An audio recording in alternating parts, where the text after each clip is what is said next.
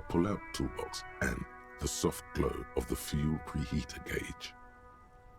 The white suede feels luxurious under the touch, and the metal clutch handle so very familiar in your palm. As you tap on the gauge, the indicator pin jerks as if startled. It's in the large orange sector, indicating the engine is warm. Next to the gauge is a red switch labeled heat. Now, that's enough fun with the foldable headlights. I know they are mesmerizing. They're also fragile. I'm not going to turn it on for you again.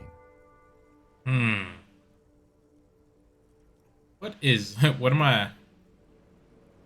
Look at the toolbox. The metallic drawer slides out from under the seat and clicks into place. The toolbox is empty. The pull-out toolbox slides back into its nest. Preheater gauge casts a warm glow on the steering levers and the radio on its hook. What is this machine? This is the Coupe's Kinema, my motor carriage. You can use the toolbox and the radio if you'd like. Motor carriage. Something bad with a motor carriage. A dark lump rises in your throat. Here we go. Can we turn it on and drive it somewhere? I'm curious. No, I'm afraid not. We have a murder case on our hands, remember? In the cabin, Okay. I'm done with this. I don't know what else I need to do, really. Heh. Good. I'm glad I read that. I know I could get a bag. Let me see. Something. Ooh.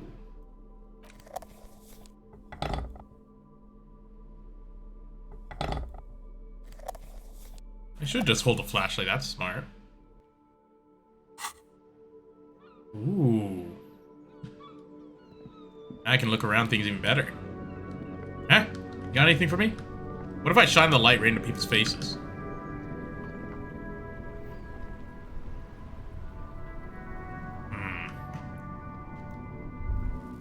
Dum-de-dum-de-dum. I wonder if I can find stuff. Ooh, actually, now that I have a flashlight, maybe I can go look in my room or something and see if I can find my badge. Because I need to find a badge, I need to find my gun. Apparently my drunk freaking character was just out running wild. Being a crazy drunk detective.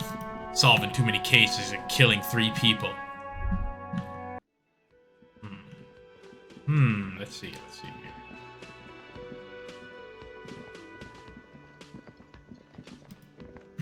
I want to find my badge. I imagine my badge would just be on my couch, right?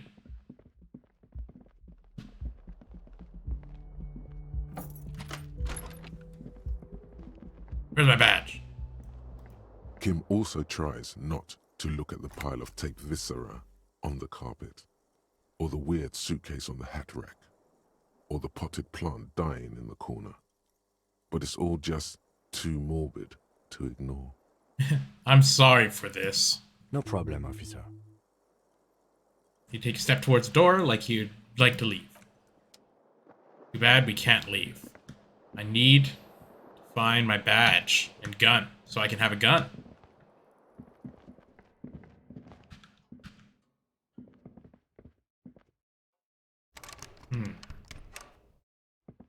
Mirror. A mirror hangs on the bathroom wall. It's barely covered in steam anymore. I guess this flashlight didn't really help me. Well, oh, interesting. If I use WASD, I walk, but if I use the arrow keys, I run. Oh. Interesting, that. Okay. Oh, wait, what's this? A gust of briny wind washes over me. Okay. Man, this game's too good. Look at this. I've got a flashlight. Jesus. See, this is like a storeroom or something. I bet my crap's in there. Do I have any other items? Do I have like a key or something? Yeah, leave that away. Oh. I interact with An this? intricate web of blue lines stretches across the torso of the hanged man, from the right shoulder to the solar plexus. Each time the lines intersect, a small white star is formed in their crossing. Hundreds of fading asterisks riddle his skin. Their concentration is highest around his heart. It still kind of looks like a map of the stars in the night sky, but something's not right.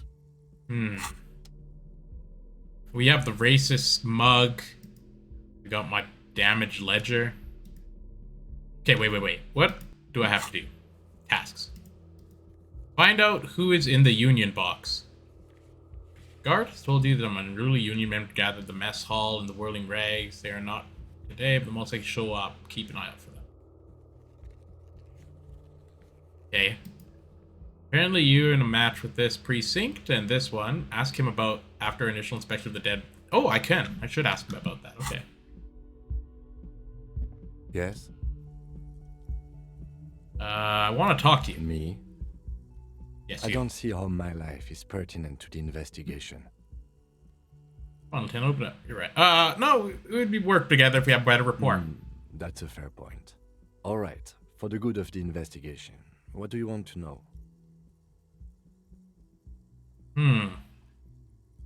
Why don't you look like other people around here? That's because I'm half Seolite, or quarter. My father's father was from Seoul. So was my grandmother, but from my mother's side. It's not an interesting topic. What is Sale? It's a part of the world, officer. A geopolitical entity and a geographic division.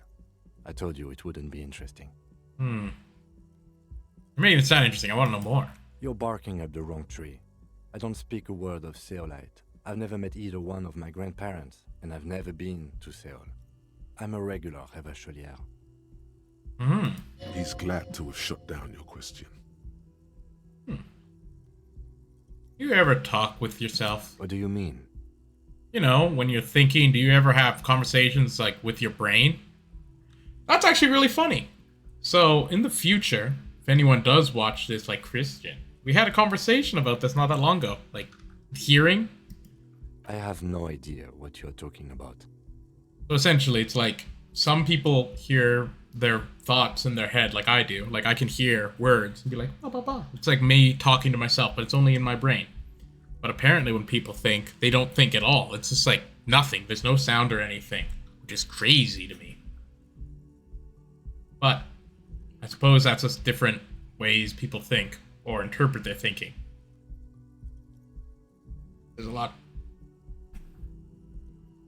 So how do you know? Tap the side of your head. So you're saying your brain never just chimes in with advice or warnings or anything?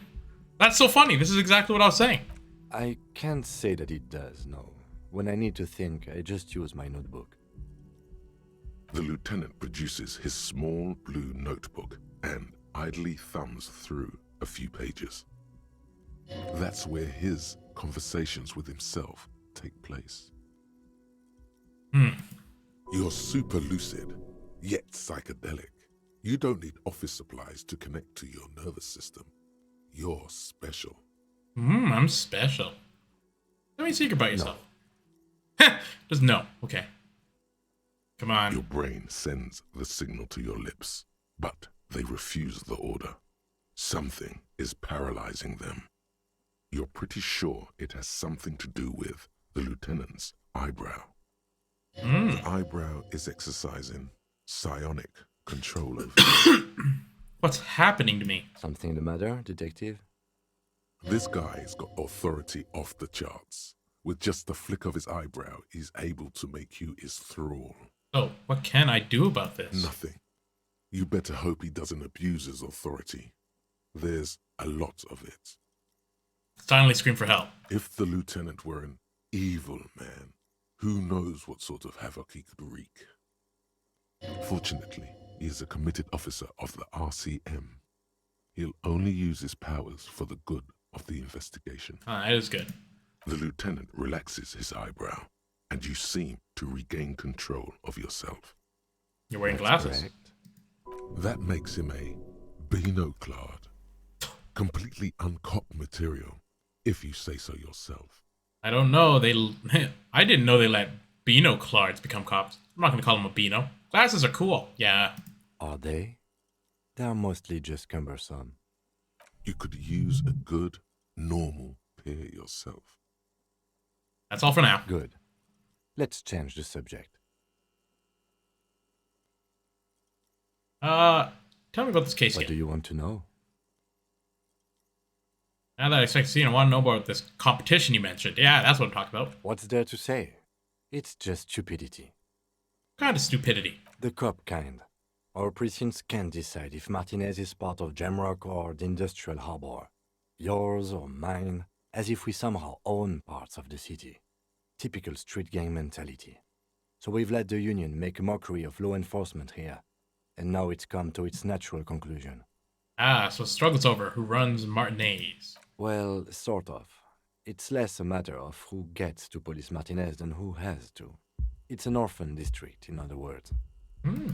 I think the dispatch desk just told both our stations about the hanging. There was quite the brouhaha at the 57th, I can tell you that.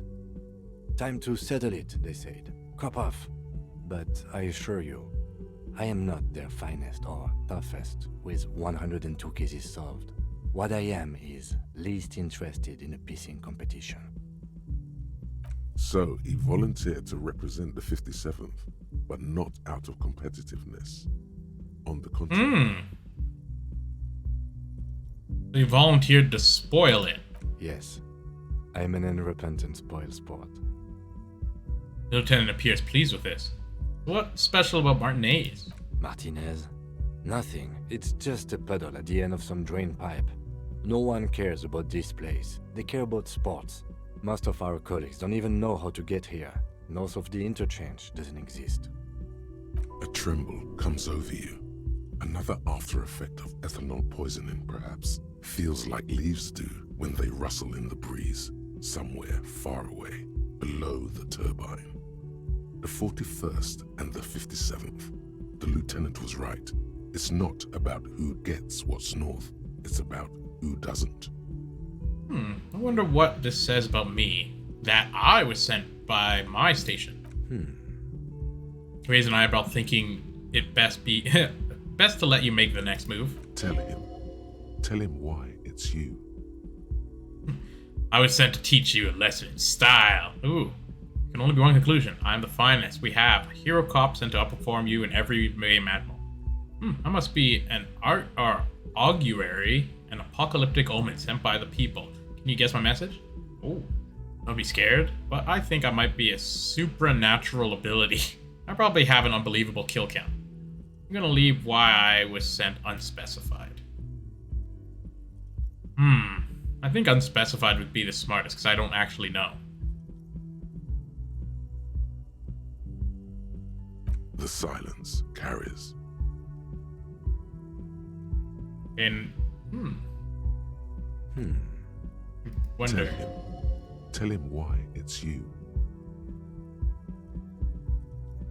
I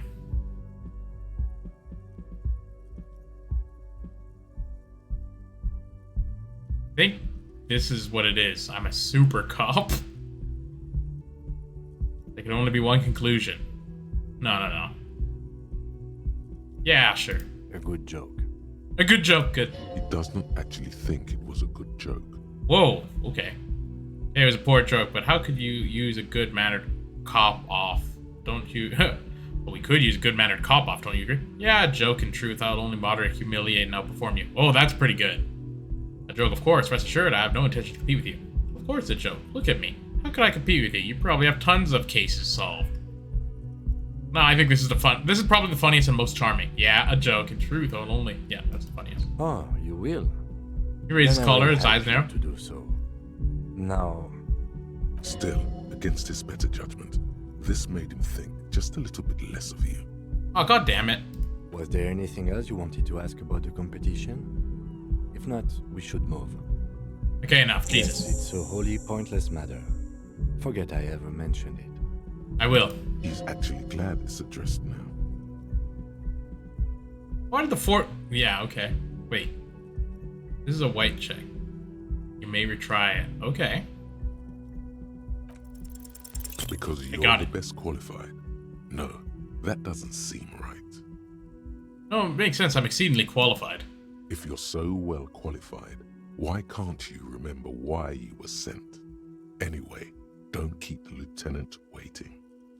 I think you should know I can't remember anything. No response. He just arches his brow. I feel like I repeat. I don't remember anything. There was a heavy drinking involved. I feel like I must repeat this. I don't remember anything. Yeah. Okay. Have you tried concentrating on something other than your personal affairs?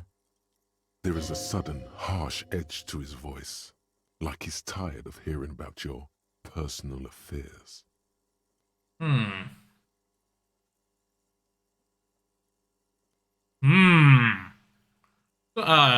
So what should I... They're gonna be like, the murder.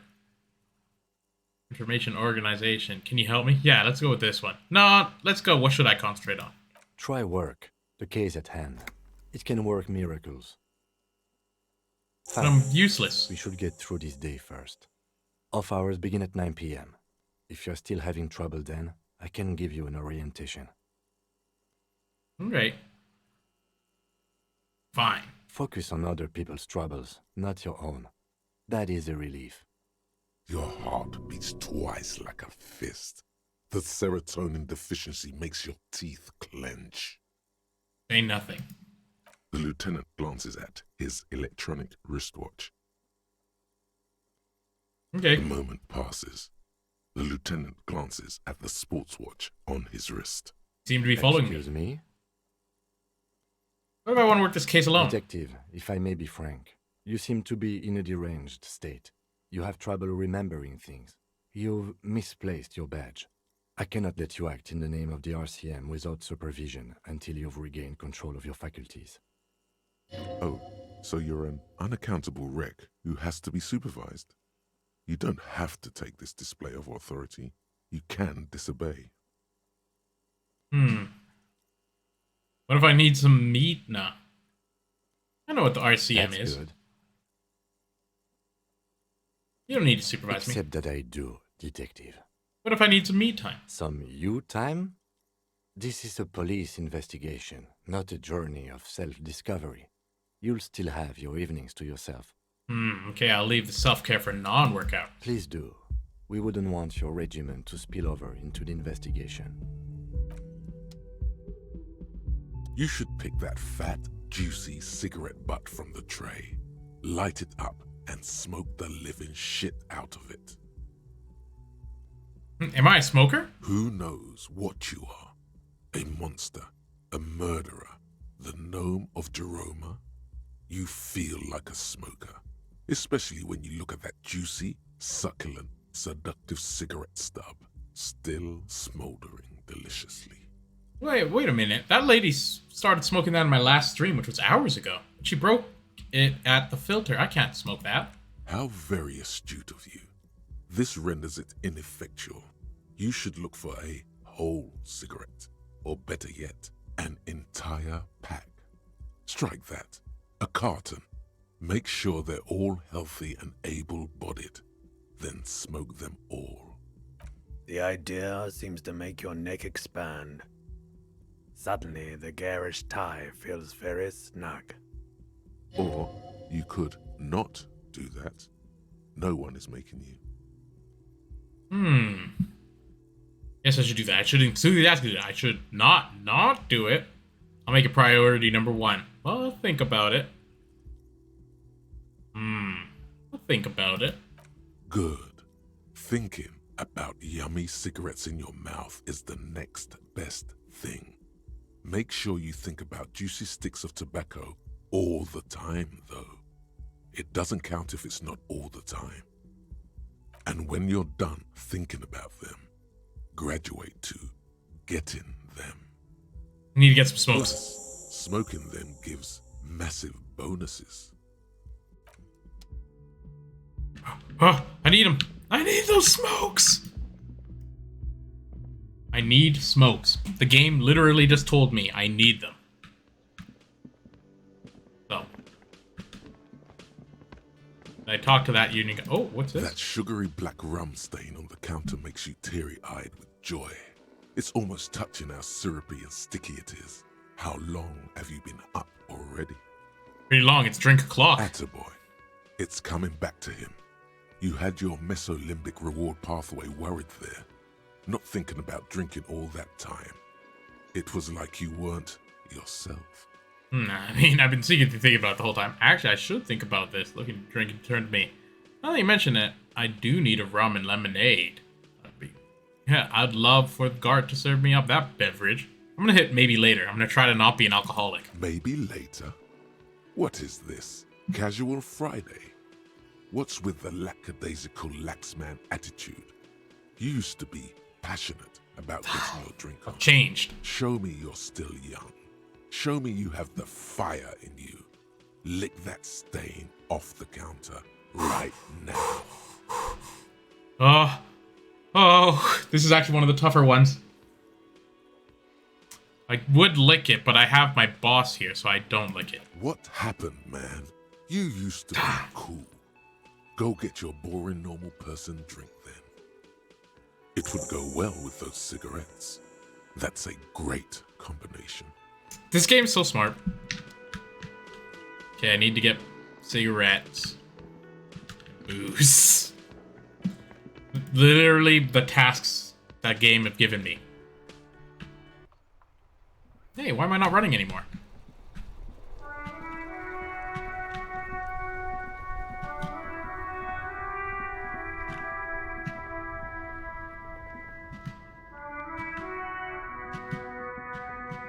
Oh, whatever. Okay.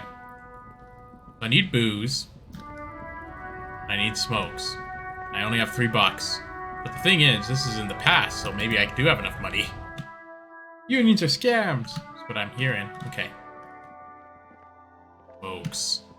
A colorful display of cigarettes and alcohol bottles line the shop wall, inviting you closer. Again, I'm obliged to inform you that both alcohol and cigarettes damage your health.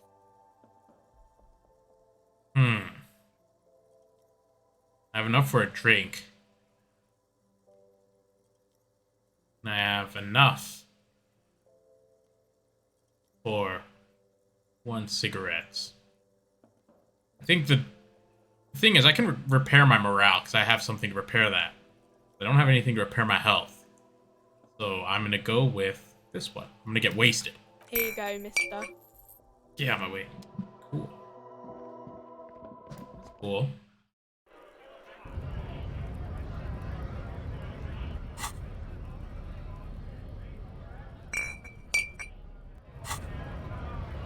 Well, hello. Someone seems to have found himself a bottle of alcohol. Here's where the magic happens. What a solid can of mass-produced piss water. Well over 10% alcohol in this so-called beer. Pop it open before it gets too warm. Wow, the gods of mass production have made this alcohol container laughably easy to open. A child could have done it. No, I'm not doing it yet. Fine. We're not worried. You'll crawl back to this bottle soon enough. We'll give you another chance. Booze always gives you another chance. Yes, it's merciful that way. It's your friend. Come back to it. We're all rooting for you too. Not all of us. You've passed up your chance to start drinking alcohol for now. But don't worry. The option to start drinking becomes available again in 2 hours. Oh, I should have started drinking. I made a mistake. Okay. Unclear how you find a tiny piece of plastic in the world that's huge. Maybe you should just stumble across it down the line. Miracles happen. Wow. Okay. Victim's tattoos. You have a photo. Ask around about the tattoo's possible meaning. Huh. Okay. Who would know about stars and such? Maybe the gardener? I don't know why, but maybe. Actually, this was a very well-educated gentleman. This one. Hello again, my man. What's on your mind? Got any smokes on you? Nope. Don't smoke. Some of the other drivers do, though. There's still a few around, waiting for the jam to disperse. Or waiting for the sweet release of death. Yup. Nothing wrong with that statement. Your senses have nothing to add. You left the ask around elsewhere. Guess I'll ask around somewhere Could else. also check the kiosk down the street. Frit. With 3 T's. Rebishaw's weird. Okay. Oh, wait, remember there was a woman talking on the phone before? Maybe I can, get her to freaking spill beans. Like, man, see? Get off the phone. The woman still has Grandma? nothing. Her smile just keeps widening. Her hair is gray like lead. No, this one is a monster in disguise. Nothing to do here.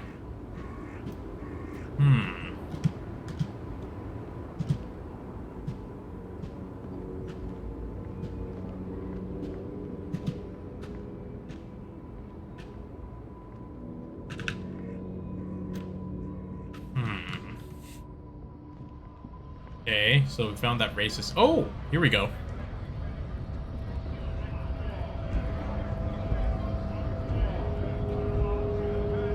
Bastards!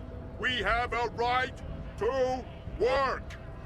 Man yelled toward the harbor gate. His voice is the loudest of all, and oddly screechy for a man his size. What's going on here? Hold up and stay frosty, everyone. Cops are here. Broad-shouldered alpha male turns to you. He's a full head taller than everybody else here. You here to fuck with us? Beat the honest worker down. Why should I? We're here to fight for a cause. Stripes usually have problems with people who have causes. Okay, then I'm thinking no. Good. We're fighting for a cause here. Right Dance to the gate. to work! Right to work! Besides, we're not that different. It helps He's closer. to see us talking, cops and strikebreakers together. Shows authorities are on our side. Builds confidence. What cause are we talking here? Rights of people, rights of workers, to have gainful employment, to make a salary, and feed their families. I don't think I've chosen any sides yet. Might be time. Don't let the fat bastards tread on you. Cops tend to side with the higher-ups, but you're essentially still workers. This guy sounds like he's talking for the workers, but he's the scab leader. So, in my understanding, I thought that scabs were people who continue to work even despite the strike. Whereas this guy looks like a strike leader. Unless I'm reading it wrong. I don't trust cops, but I can see you understand the right to work! Right to work! I have questions. Maybe you should ask them the questions, like why we're not allowed to make a living here. Shame on you! We have families to feed, you piece of shit. Pointing finger at the man sitting in the railing.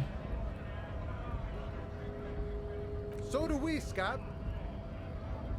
The learning man hollers in return. What is a strike? When a bunch of ungrateful, lazy cockroaches can't get their act together, decide to block honest work for other people. He shifts on control. Okay, yeah, I guess. This guy is sounding like a scab. I guess these are the union guys, and this is the scab. He's like, he wants to work for the guy. What do the strikers want? Beats me. They mumble nonsense about boardrooms and workers' rights, while we have the right to work! So this guy wants to work where these guys are denying them. I see. Short-sighted fellow. When the man moves around, you perceive some serious abs underneath his tight-fitting shirt. This man is in shape. There's something odd in the way he carries himself. His set of clothing looks vaguely mismatched. The different pieces of the attire seem ill-fitting. Yeah, you know what this guy looks like? He looks like the guy trying to be a union buster. I think he's hired. Ill-fitting. What does that mean? His shirt is far too small and an unpleasantly tight fit, while the overalls, held up by a belt, seem to fit a man with much more corpulence. You're wearing new clothes. He ignores your question.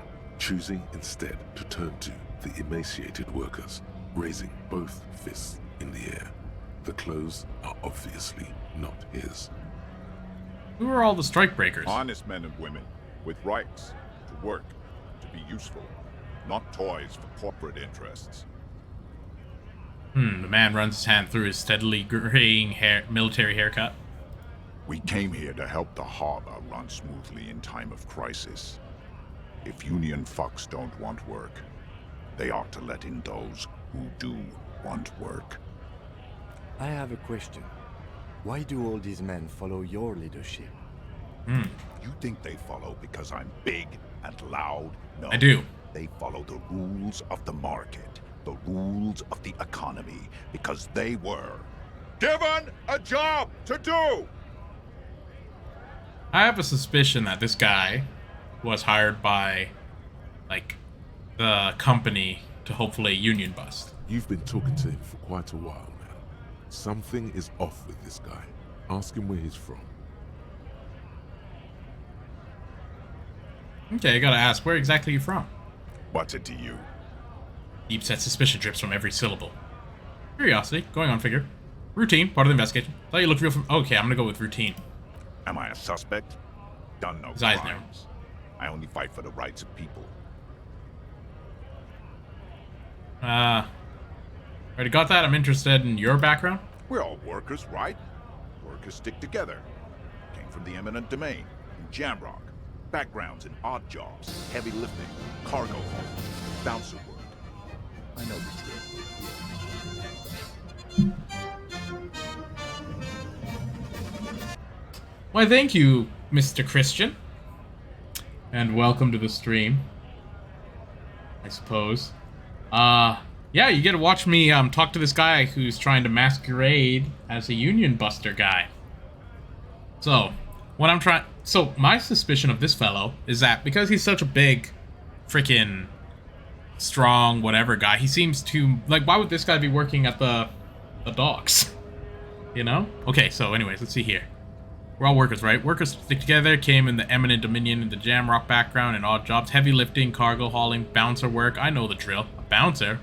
Where I frequent a lot of bars. Maybe it's one I know. Sweet, I know bars. Been thrown out of several. Maybe that's why you see me. I don't really drink, but work has taken me to some. Which one was it? That's what I want to do. I want to sound legit. I don't want to sound... Oh, that being said, this guy, maybe if I did that, it would give him more, I'm holding a bottle of liquor in my hand. I don't really drink.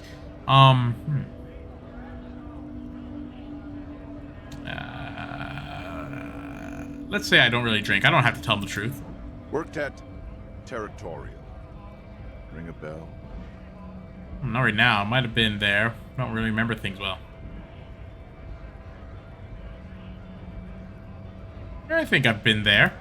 Uh-huh. It was a long time ago. Man quickly losing interest to talk to you. I want to get to the harbor too. Have fun. Union shits are on full strike. Don't think they're going to let you through the gates. You trying to meet their fat boss? I'm interviewing people about the murder that took place here, behind the hostel cafeteria there. I know nothing about a murder. His advice is snappy and terse. The mention of a killing sends a barely noticeable shiver of tenseness through him. Interesting. Absolutely nothing. Wouldn't put it past these harbor bugs. They'd do anything to stay alive. Right to work! He shakes his hand, Shameful. large fist. Cops doing nothing. You should bring backup. Open up the gates for us. Blockading gainful employment for workers is a crime. I don't know. We are not picking a side in this just yet, sir. Pity. Let us work! What exactly your goal here? We were promised work. We'd be in there, working, if the bastards hadn't shut the gates. No, I am. Wait, are you unable to breach entrance? Okay, I wanted to discuss something else. The physically impressive man tower has turned his attention back to the gates. He ignores your presence. I'm gonna go back to where he What's was. it to Okay. you? Curiosity. Going to figure out this strike mess. Oh, you look real familiar for a second there. No, don't think we've met before. I came to help out people. We're all workers, right? Let's see. I've been thrown out. He said the territory or whatever. This one. Worked at Territorial. Ring a bell? I'm gonna have never heard of Eli. We're done here. I have a strike to break. This guy's trying to break straight. You lying, pants on fire. Son of a gun. I've only been leveling this because this is the one that it says the level. Okay. Can I talk to anyone else? Oh, this guy. What's he about? Scab? Ask a man with jolly eyes tilting his head. What did he just call you? Oh no, not this again.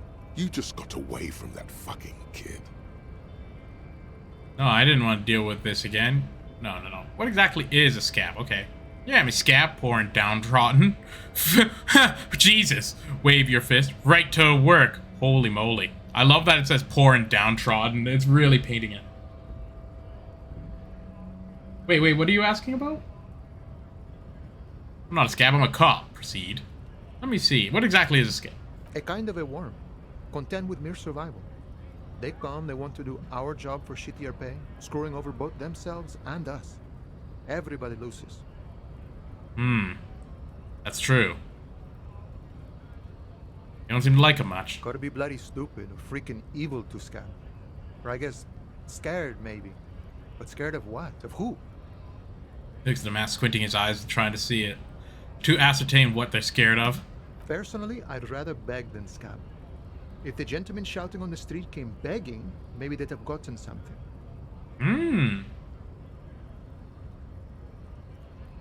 So yeah, it's better than begging. Come on. Sometimes you gotta do what you gotta do. These scabs ain't begging. They ain't holding on to their integrity. Integrity, okay.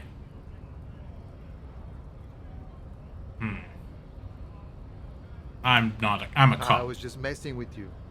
No one's ever seen a cop scab. Imagine, you cops going on a strike, but then another cop comes in and says, let us cop for less money. Then he realizes. Speaking of, what brings the RCM here? To the Wild North? Come to see the strife? Hey, you're the man in the boot at the gates. Kuno said you knew something about this armor. The little boy had a good on his promise. His promise? To get me into trouble. To sick the pigs on me. Pardon the choice of words. Not mine. What happened? I was asked to look into that armor situation.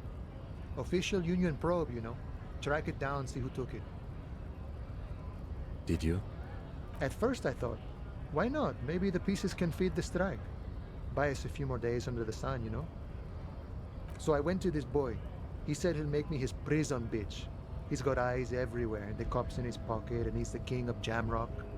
Serves me right for doing menial footwork. I dropped that probe right then and there, and it still got me into trouble. One bad move is all it takes. Kuno used us to scare you? The probe into the armor, what did you learn?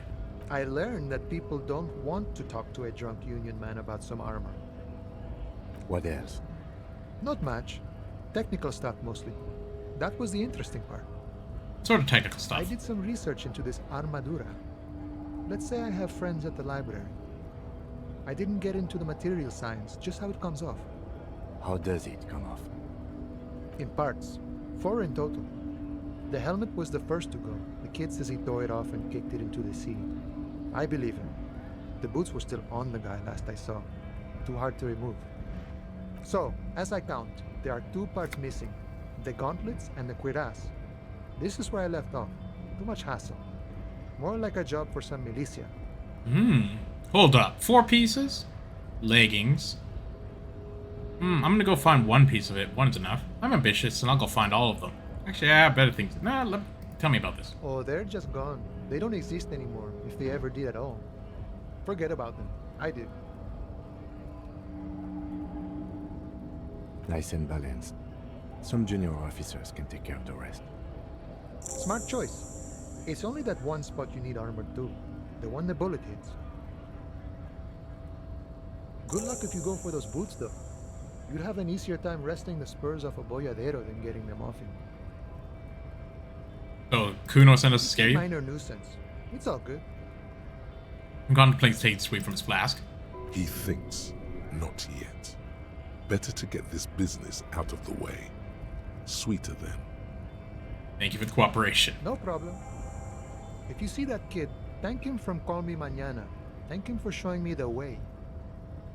He is sincerely grateful he is not tracking down pieces of armor right now. Let's see. I'm investigating murder. I'm looking for assistance with the dead body sitch. Oh yeah, I am actually. Bit short of money right now. I can't beg money off this guy. Strike about it. Oh, what's the strike about anyways? You know, serious business. I'm sure the big boss will be glad to tell you. You'll have to ask him first. Oh. He's a chatty guy. Wants to talk about the strike.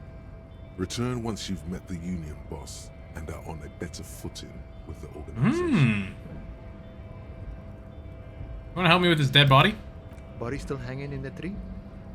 Hey, that's a rough pickle. Can't help you with that, sorry.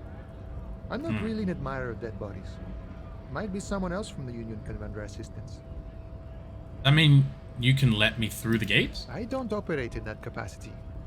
I'm not a granter of passage. The passage grants itself. That's simple. Just walk in. Aye. Walk right past Measurehead and go in. Past Measurehead. Yeah, the 2.5 meter tall Semini supremacist there. Walk right past him, Right? then press the button to unlock the door, Uh-huh. then go past him again, Okay. and you enter the arbor through the office. Está. Gotcha. Okay, it doesn't seem that easy. Don't worry, I'm sure it's not completely impossible. For example, you could best Measurehead in a physical confrontation, That's true. or you could convert to a Semini supremacist worldview. Or, maybe it actually is completely impossible. Has anyone ever bested him in a physical confrontation? Not yet, no. He's incredibly strong. So I need to get my gun. Nothing a couple of solid hooks from Dexter and Sinister won't fix.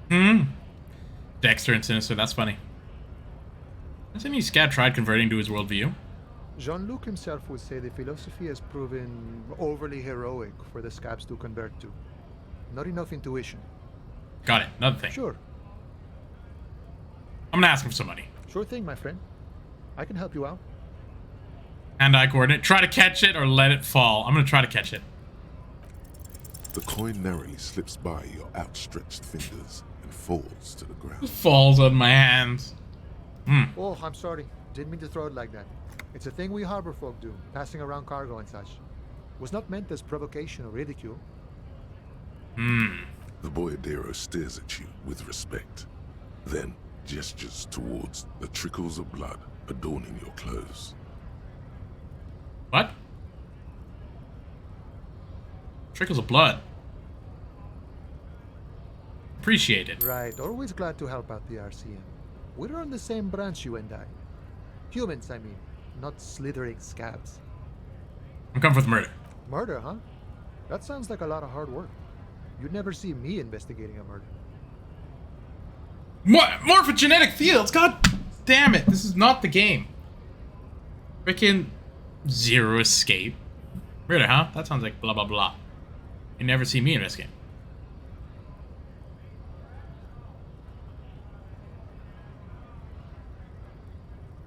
Yeah, you want to help me out? Of course, Policia. It wasn't me. You can rule me out. Easier that way. Thank you. Should we? He's nice. I don't like nice. Okay, we're done with this guy. So, I'm convinced I'm gonna have to get my gun. So I'm gonna go get it. How do I get out of here? Okay, so I have a few things I have to do. Let me see. Where's the rest of the armor? The hanged armor. Ask Kuno, go to the harbor. Kuno lied to you. Return and confront him. Frickin' Kuno. gonna have to drink a bit. Maybe smoke some smokes. Then I'm gonna have to beat up a child. Where's my gun? I'm gonna do another quick lap and see if I can find my gun real quick, like.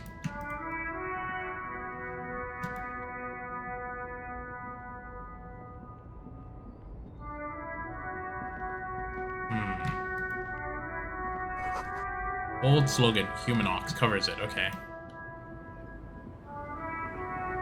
Oh, that woman's no longer on the phone. I'm gonna have to beat her up, I guess. The woman still has her eyes fixed on the photograph in her hands, in the background. Questions. No response. Wherever. Questions. No response. Questions. No response. Questions. No response. Grandma? Nothing. Nothing. No. This one is a... Damn it. Okay.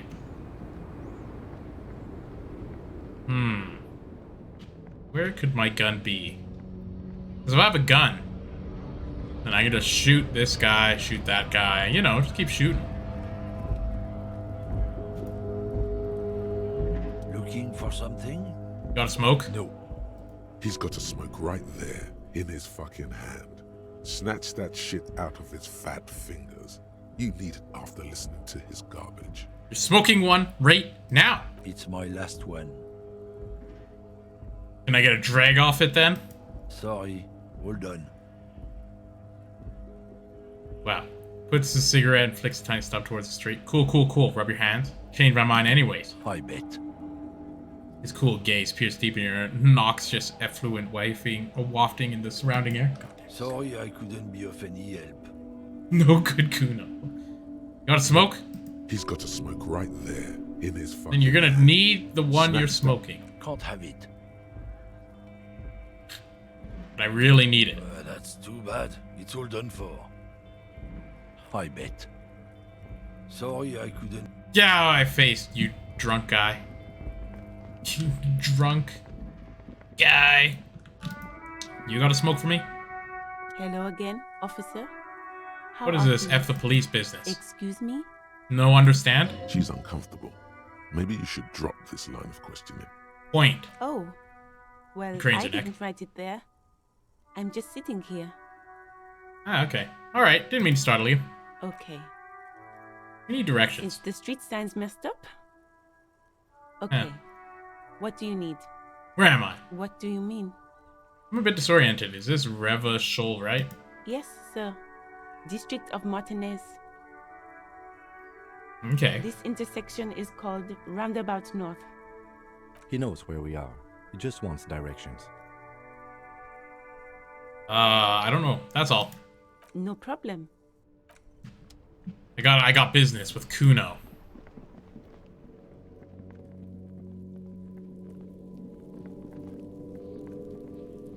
There he is. Why do you lie, Kuno? Fuck does Kuno care? So? So? Told me he promised to sick the pigs on him. He said thank you. Wasn't too keen to chase him down. Armor. He said you're the king of entire... he said that you're now the king. No. Said thank you, yeah. Fuck, okay. Kuno's a giver like that, yes? He looks confused. Kuno sent your fat ass running around like jello. Look, pig. Kuno sent you to rough some people up. Kuno played you. That happened. Now you and Kuno should move on. Good idea.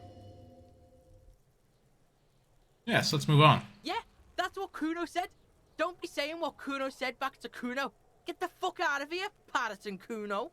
After this shit, you better have something real interesting to say if you want to stay in Kuno's face. Yeah, real interesting. So that was it, eh? doesn't- Okay, let's see here.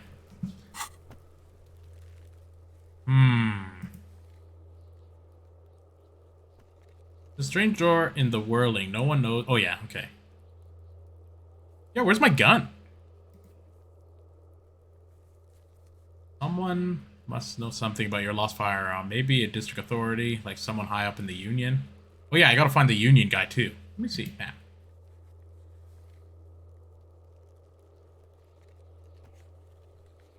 This map. Okay. Find smokes and then smoke them. Find an armor piece. Enough. One was kicked into the thing. Getting the boots. Get the boots off the victim. In order to boots down, autopsy finish. Can be absent. You approve. Blop, blop, blop. I need to find the Union boss. Access the harbor and ask Eva Clark's help. Okay. Pay for the damages. Oh yeah, who put the... That's gonna be knows anything about the victim clones already did. Who else has unauthorized access to this? Okay. Ask around about the tattoo. Call Sylvie using Kim's shortwave to ask whether she made the call. Okay. I can do that.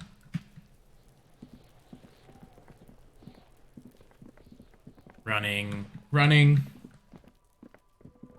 Oh, you know where the Union boss is. So I need to find that.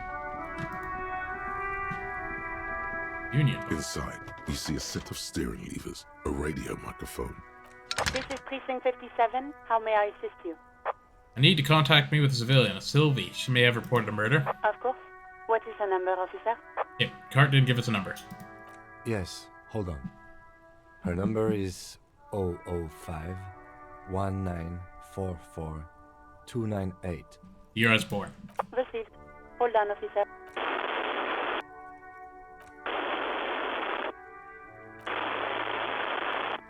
Wait patiently. Lieutenant Kitsuragi slowly begins to tap a little rhythm with his right foot. Quite a lot of time has passed.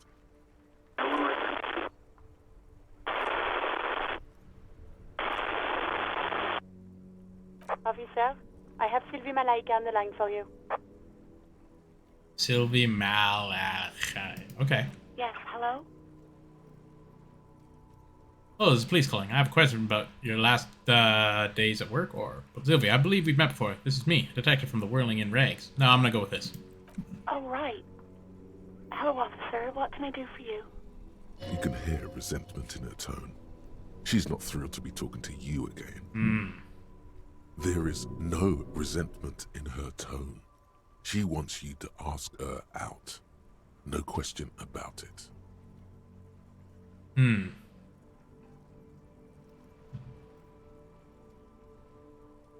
Let's see. You quit your job at this. Was it you called the police? I guess that would be... I do want to see my badge and gun, but ended up in the trash. So let's go with the police. No, not me. Why didn't you call? Didn't the corp behind the workplace bother you? Okay. Do you know who made the call? No, sorry. I don't. Not a lot of people have phones around here. Copper thieves take the wires. People don't have the money to have the cables put in again. They use the Union's phone, or the one on the coast. Union's phone or the one on the coast? It was someone else. We'll find them sooner or later, officer. It just might take a while. Why didn't you... Okay, who... No, sorry. People don't... It was someone else. What? Of course it bothered me. But I thought the Union already knew about the corpse. No one calls the police. The Union would get angry. What do you mean by that? You know, what the Union says goes. People listen to them and they take care of their own, which is like everyone here. Garbage. Is she speaking the truth? The Union laws around here?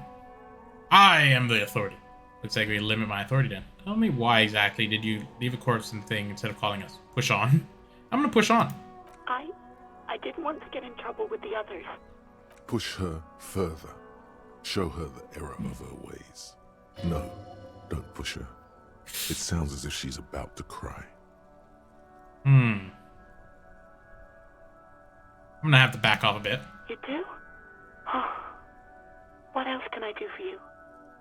Okay, next question. Yeah, go on. You quit your job at the Whirling... You mean, why did I leave the bar? Honestly, I'm not really comfortable discussing it with you, sir. Wait, why aren't you comfortable discussing it? Let's just say I left because I needed to get away from someone.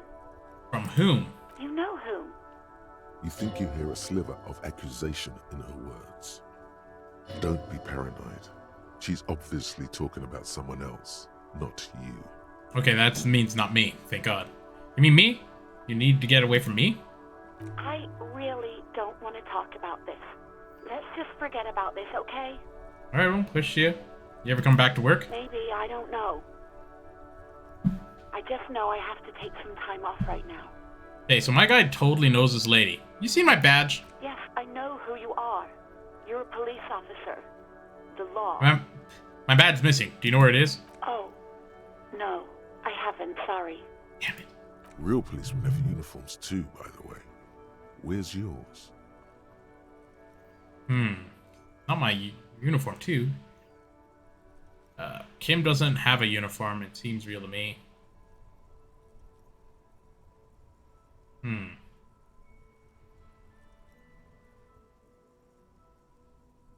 I don't need... Yeah. Right.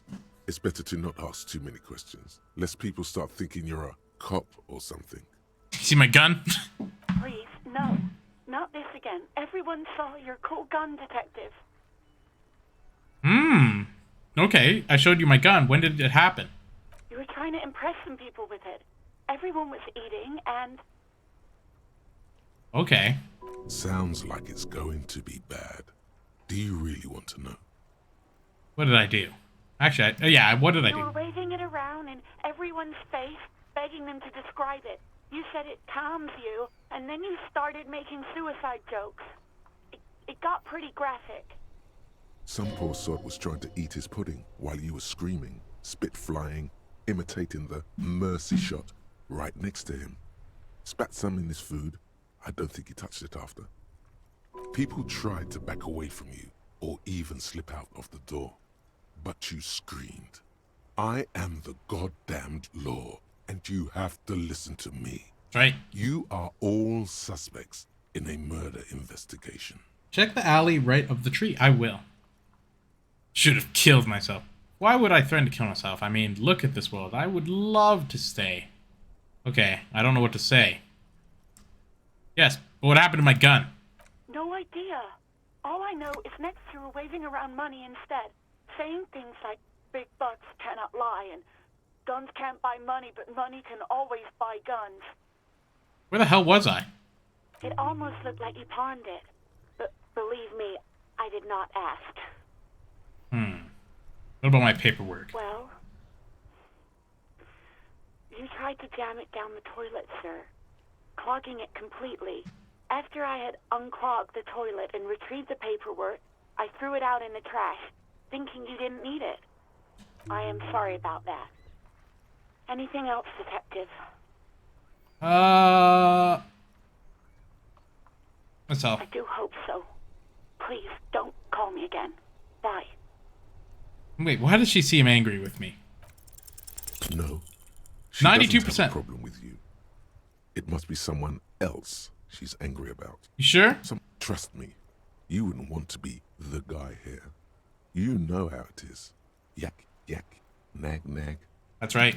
No, you're the guy. You're Lieutenant Love, matchmaker extraordinaire.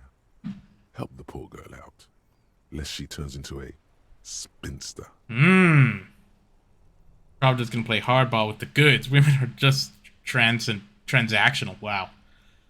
I'm happy to help, but maybe I could do so without this internalized misogyny. What misogyny? I'm just telling things the way they are. Can't a man be honest in his own head anymore? Wow. You have to act, Lieutenant Love. You have to calm that hysteric down. Tell it you've got everything under control. Then go and have a little boy's talk with God himself. Think you can do that, Lieutenant Love? I don't want to say any of these things. Refuse the love quest, although it's wonderful. Wait, what? It says... Oh, it's a love quest? Screw that. I'm already on my regular quest. You're just a gimp. What? You want to be more empathetic? No. Call was terminated by the other party. Anything else, officer? I'm done with the radio for now. Over and out. In the cabin, you see a set of steering levers. I'm done with this car. Alright, so, let's see what's it. Check the alley right of the tree. Alley, tree. Where?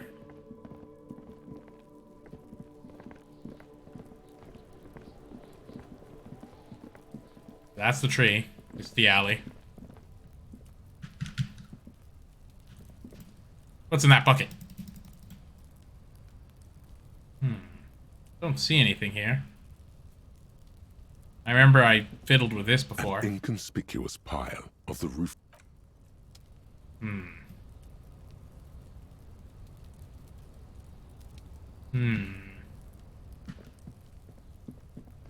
Oh, money? Jared. So, this is the tree. This is the alley. This is right of it. Okay, so. How do I get back over there, then?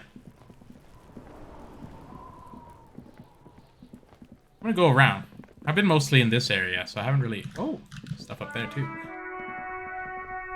There's the girl, sells books. What's this? The dented yellow mailbox greets you with its graffiti. Good mailbox, pat it. The box seems happy. Eat shit pig, fucked by the coon, and St. G with a crown have been scribbled on it. Jenny is a whore, and best set mailbox also. Been there. The mail collection box seems cathartic, thankful even. So do you. You shudder, then you swallow, and then suddenly you see it. Over all the other graffitos, someone has, using the tip of a very sharp knife, cut the words, Revachol forever. Ugh. Wait, whoa. You guys I gotta talk to? Hi, kids. Life doesn't need to be a struggle.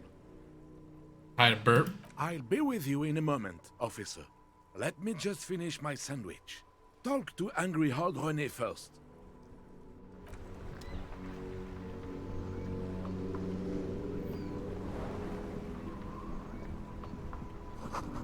Tire tracks lead to the roof. The slush and rain is almost washing off. Okay. Hey, Angry Renee. Have you no shame? Whining about your back every time you bring out the measuring tape. René, you're a man with a fork in a world of soup. Please, let's just try to enjoy the game, alright? Still eating a sandwich? I'm trying to, but you keep breaking my concentration. You're old. I can see that. We're both old. Now stop grabbing your ass like it's a girl. Oh. These manly men are playing balls. This is a ball game. Grab a ball and play it. Didn't I ask what the game is first? No, you got this. There's the ball. You're the game. I had 92 and I failed. So, I'm gonna observe. See? Your munching and complaining have ruined my concentration. Okay, so he throws it in the sand, missing it by a meter. Ah, mon Dieu. The pain in my back is unbearable. I can't even say if it's in my back or hip anymore. Feels like it's in both. He tries to measure his throw. I hope you pass out from it, you goddamn jellyfish. Men like you are the reason this nation is sinking. Standing tall and proud, he looks at his partner in disgust. Shush. Ignore them. They don't know what they're doing. They're old. You are letting down yourself and the team. Get in the damn game already.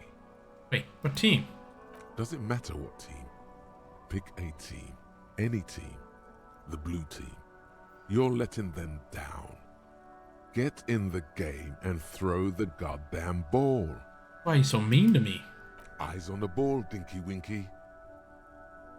Moment of your time, fellows? Sure, officer. I am René Arnaud, and my specially abled partner here is Gaston Martin. How can we help you? The man uniform stands for tall and proud. Seem to be playing in a... let's see. Saw a statue of this. Let's talk about the statue. This guy knows what's up. Ah, yes. King Philip III on his steed. A reminder of what Revachol once was. Oh, absolutely. At the mercy of a cocaine-snorting tyrant who emptied the treasury so he could sleep on a bed of gold.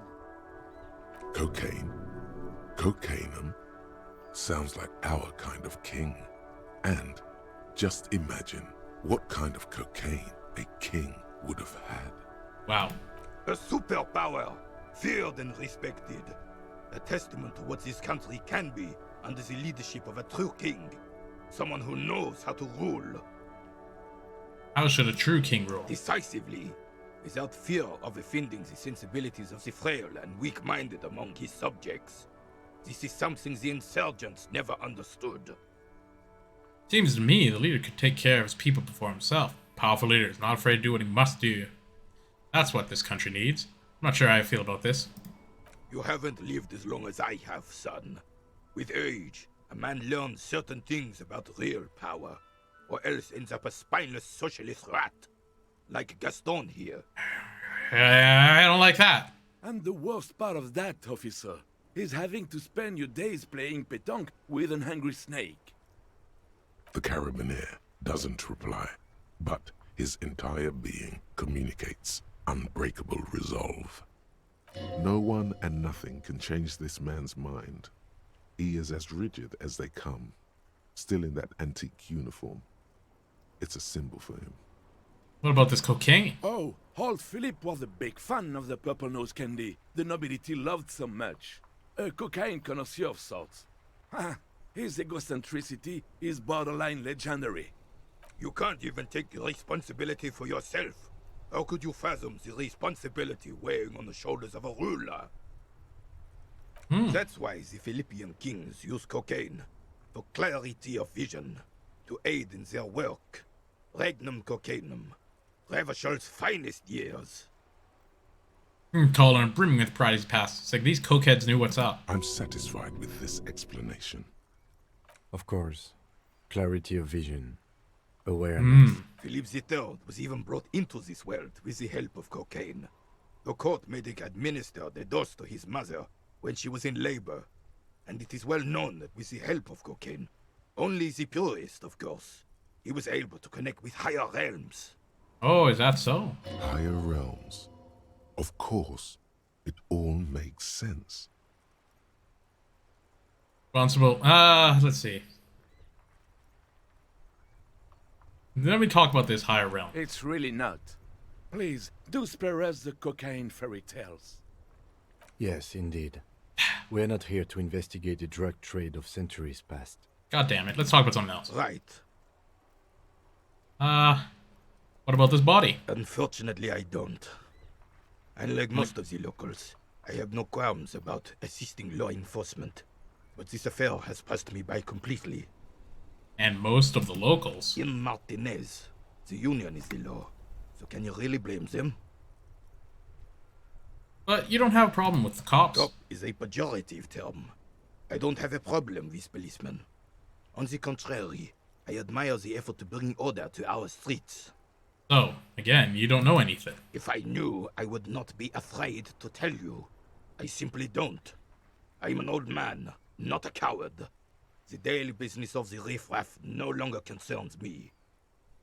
This is a man with a lot of past, but little present, and almost no future. Seem to be playing in a crater. Yes. The terrain here provides an interesting variety to a familiar game. Does it have anything to do with the bullet holes I've been seeing around? Do you know what created it? I do. Fire from heavy artillery. Okay, it's a crater left by an artillery fire, but why? Why what? Why was heavy artillery used? Because that's what happens when communards hijack your country, execute your supreme leadership, and turn your capital into a slaughterhouse. You use heavy ordnance to clean up your home. Wait, who are the communards again? Commies, communists, socialists, anarchists, call them what you like. They just chose a name to feel special. Senseless sentimentality. Did you use artillery fire against them? Sadly, no. It was the foreigners who brought them to their knees. We fought valiantly. Too valiantly. So valiantly we got licked. Should have fought dirty, like they did with their suicide sex cult propaganda. God damn them. Anarchist women strapped to shrapnel bombs. We didn't though, and we lacked caliber. God bless him, but the suzerain's cannons simply weren't big enough. Why shell them here in Martinez? Because this place is a damn beachhead. Had to soften the commies up first. Beachhead? Yes. The military coordinated amphibious landing to take back Revachol. He finds your lack of historic knowledge troubling, a sign of mental deterioration in the preceding generations. Martinez was used as one of the 3 footholds in Revachol during Operation Deathblow in 08. The other 2 are off in Stella Maris and the Delta. Sounds grim. This here is Blood Ground, where Coalition boots first made landfall and cleaned those rabid dogs out. Most likely, we're playing pétanque on their mangled corpses. Blood Ground. You got old René going there. Like he isn't hungry enough already. Is that why everything's bombed out? That explains all the war down. Well, hold on. Coalition. Don't get me wrong, officer. I hate those foreign dogs, but the enemy of my enemy and all that. They're the lesser evil. Sure. Okay. Damn right, son. They laid the fire of hell on the city before they stormed it. And it worked, too. Strange gleam in his eye. He approves of this radical approach, knows it was necessary. The rest of the city got cleaned up, but Martinez they keep as a monument. And now the Union Socialists are practically running the place. Damn Union Socialists. Well, it's your own damn fault. You, we, the Coalition, Revachol, whoever you want to blame, never finished the job. Officially, the party never surrendered. Of course, they still all influence. You don't even begin to truly understand the players at the table, let alone the specific circumstances surrounding the... What do you think? That's how it should be. Soft socialists paving the way for the hard-working class to take over. Foreign powers cleaned up our mess, and now they rule us. Shake your head in shame. This coalition seems quite capable, actually. Commies just don't understand how money works. Nothing. I don't think. I just do. Yeah, I don't think. I just do. I'm just so damn sorry it had to be the Coalition. After 8 years of fighting those hyenas, boiling cats for food and drinking piss in the mountains, I would have preferred if the Right Honorable King Guillaume returned through Revachol, or even if that damn clan Frisel had risen from the grave and led us. Sadly, that was not the case. I think this guy needs someone to lead him. This royal failure weighs heavily on him. Instead, all that is just, holy, and beautiful in the world was wiped away, and now it's neon signs with toothpaste ads everywhere. Foreign influence peddling garbage and stupid music on the radio. This is just what the commies wanted. Damn commies, This right? was their plan all along. This is what they wanted to replace the role of the suzerain with. What exactly is this suzerain? The suzerain is the king. Has everyone forgotten already? They've forgotten already. Soon, they will forget everything. Him too. Then he chooses anger over melancholy. It's no use talking to you. You were still in Daddy's balls when it happened. When we took our last stand against the filth and rode the cavalry straight into gunfire. Composure, legendary. What is it about the old sword that makes him stand so proud? Let's try. All you observe is a veteran refusing to let go of the past and his old uniform. This is not uncommon. This is the uniform of the Royal Carabineers in service of Frisel I, Guillaume le Lion, and the valiant King Philip V before him. Don't you mean Frisel the Fan?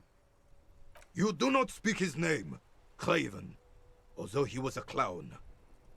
But he was our clown, ours to ridicule and to mourn.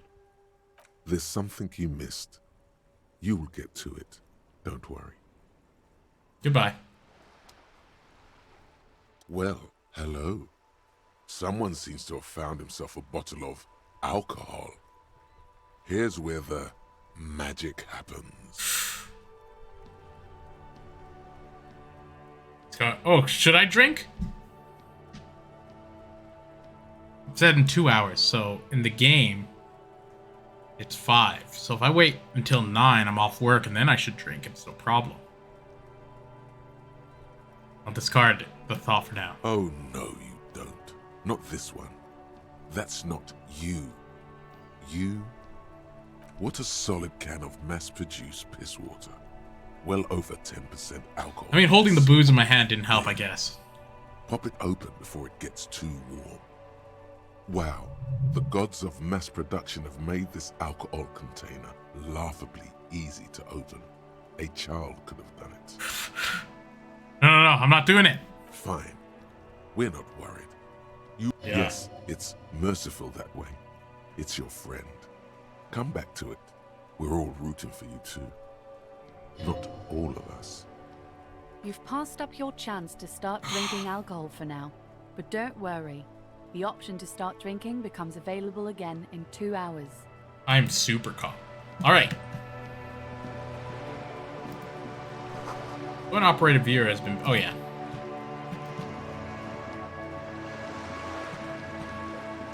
I've seen things... Oh, this guy said he's seen things.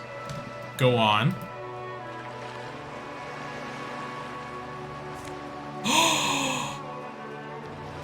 Oh, yes. Finally. I can pick up cans. What's this? Ray. More money for the dam.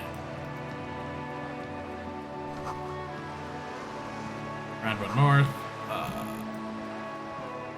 Okay, now I need to find cans. I also need to find a piece of armor, I guess. Where are those cans that I found before?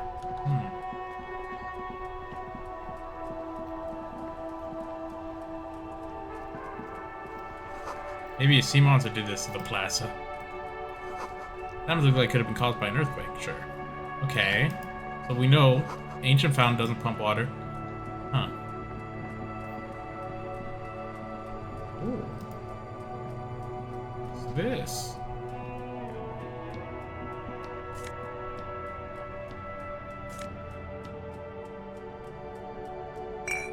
Okay.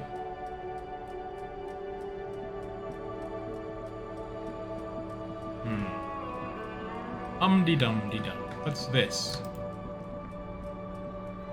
There are clothes inside. Cheap second-hand clothes, smelling of strangers' body odors. Don't be shy. These are premium class clothes. Good quality fabrics, best retro design.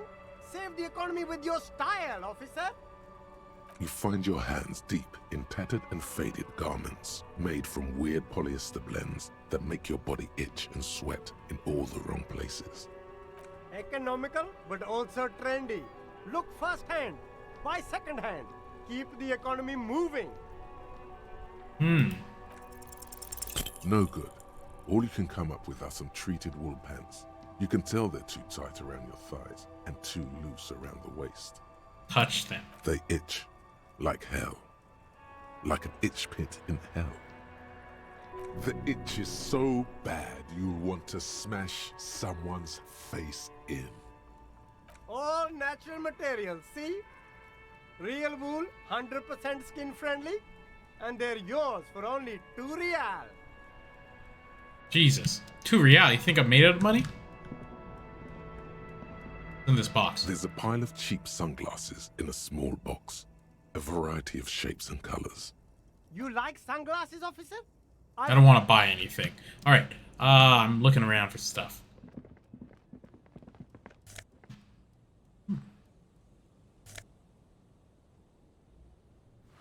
Fingerless gloves?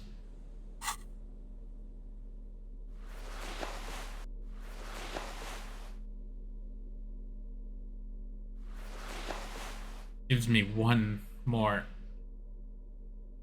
Ooh.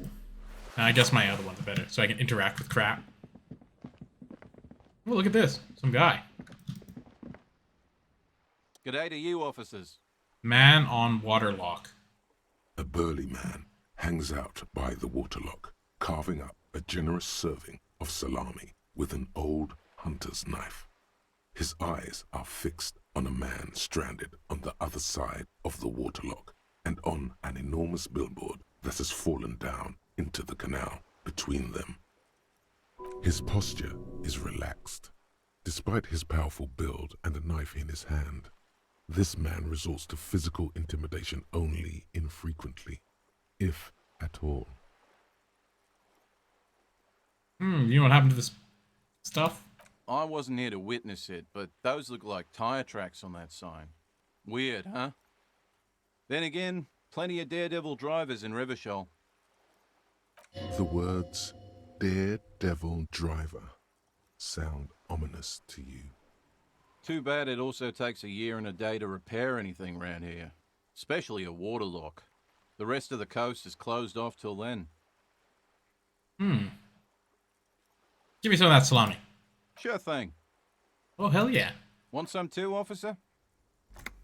Why not? Ponders the offer a moment, decides to go for it, takes a slice of salami, and the man choosing it. You know what's further down the coast? Well, there's the fishing village, an abandoned fish market, a bizarro church. Not much use to the congregation, though. There always seems to be something wrong with it. Yeah, not really much else. Just bombed out ruins.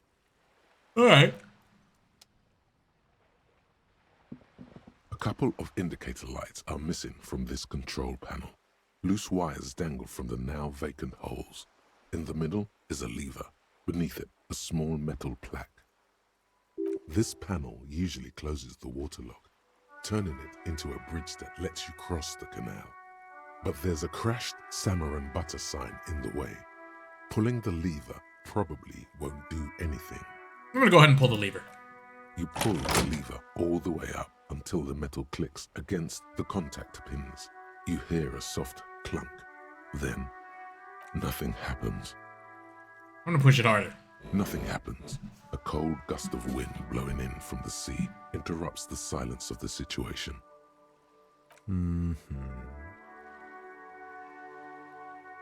A spring brings the lever back to its original position. You still need to close the waterlock to get across the canal. Some other way. Isn't there a sign over there saying functionality will be restored on Wednesday morning? Anything else, fellow? G'day to you, officers. What's the lever that does nothing? It's supposed to operate the waterlock, but as noted, it's all junk right now. Disabled because of the blockage. Why? Safety measure. Turns out the panel needs a special key to be reactivated. Wouldn't want anyone moving the waterlock with debris still in the channel.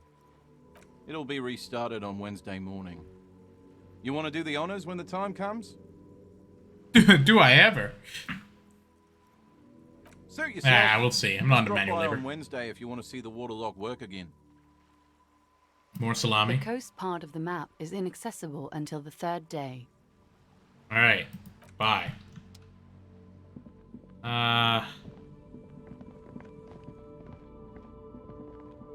Yeah. Where's my gun? Oh wait, where's the pawn shop? What is this? Sewer grate, gateway to the River Fifth.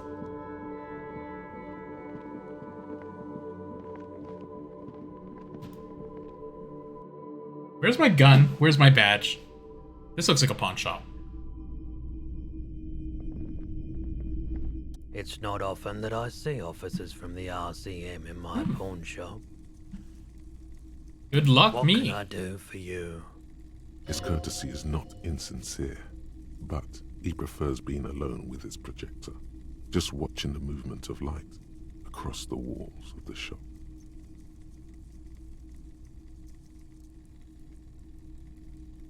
Sorry, I feel like I'm interrupting you.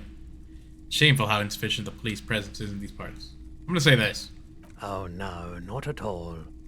I guess I haven't had many customers lately.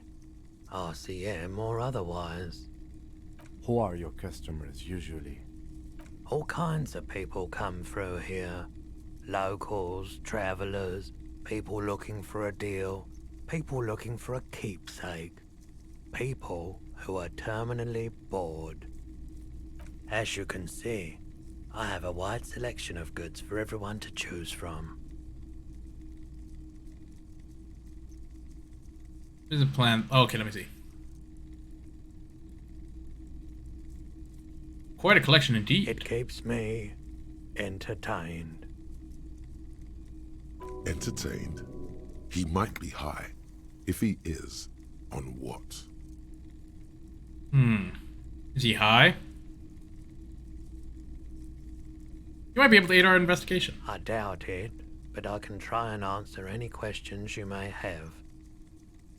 Anything getting a corpse out of a tree? The corpse behind the hostel, I assume. I don't have a truck with a mounted platform or anything of that sort myself. Ask around the harbour. There might be some workers there who'd be willing to help. Know anything about the recent hanging? I do my best to keep my distance from all manner of butchery. Bad for business. Bad for everyone. No one likes to see what you have to see every day. The pawnbroker's gaze is already fixed on the dancing colors. By the way, do you happen to have any guns like the ones carried off? Yeah. Someone else came here earlier today asking the same question. I promptly sold her the gun you pawned a couple days back. Her? What? Sold? The lieutenant shifts from one foot to another, alert.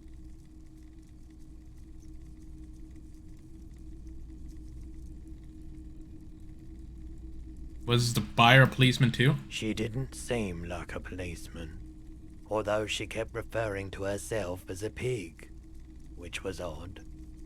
I found her interest in the gun a bit obsessive, but I was just happy to get rid of it, and of her. Truth be told, she was terrifying. Right, so let me get this right. You sold your sidearm, issued by the citizens' militia, and now a civilian is running around the streets of Martinez with it?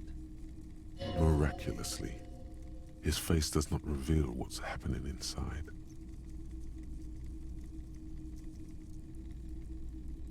Let me see. There's only one explanation. She must be a rabid fan. Maybe she's a vigilante, wants to prove what she can do. I don't like it either. What if she intends to commit crime and blame it on citizen militia? Yeah. You're right that she could cast aspersions on the force. We have to find her. I sold you my gun? You, With Kim here too? That just sounded really, really bad. You were adamant about getting rid of it, officer. Said you were undeserving of a service weapon of the Revachol Citizens Militia. And I don't like keeping guns around the shop for long. Off the charts photon emissions. The unhealthy kind. He's not telling you the whole story. It seems he's trying to spare you. You weren't quiet yourself, officer. What was I like? You were very distraught. You said the gun was a threat to your life and that you can't trust yourself with it tonight. And that you need the money. When I said that I don't normally buy firearms, you put the gun barrel in your mouth and sort of sucked on it. Then I agreed to take it. You sucked on a gun? Good. Very normal.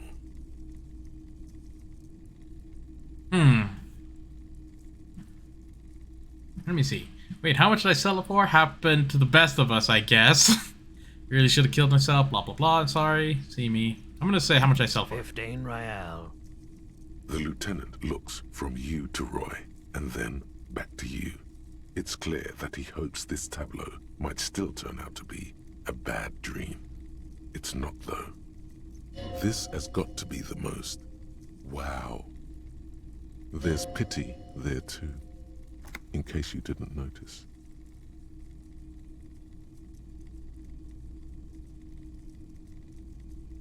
Happens to the best of us, I guess. Teehee. It certainly does. especially in Rivershoal. Any idea where I can find this buyer? My apologies, officer, but I have no idea where she was coming from or where she went.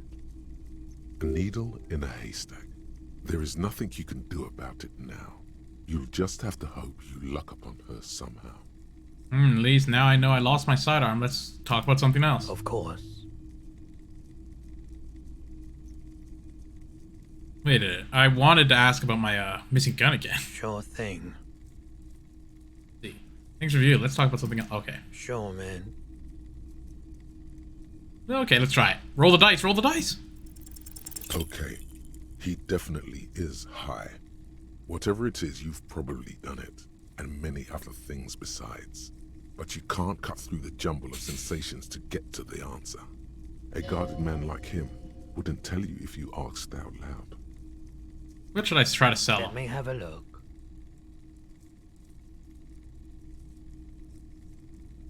Like, let me see. Show him the photo. Oh, no. I don't like those kinds of objects. No sale. You know what the tattoo means. Aphotic paths, counter-radiance networks, anti-magnetism. It's darkness. That's all I know. Sell me something lighter. Anything else you're thinking of selling? I could just sell this guy's pocket. Nah, I don't want to do that. I'd like to sell my clothes. I'm not purchasing any more clothing at the moment. And especially that tie. It swallows photons around it. I have no need for necrotic objects. Your mother is a necrotic object! I'm fun! Look at me sparkle in the light of the projector! Don't need to sell anything. Time, perhaps. Let me check again. Feeling warm and enthralled by the movement of light, while the mind continues to race forward. Lucky bastard. He's probably on Prolidon. It's tough to come by on the street. Holidon. A drug developed by the military to treat and prevent radiation sickness. It has psychedelic side effects, and it makes your eyes turn yellow.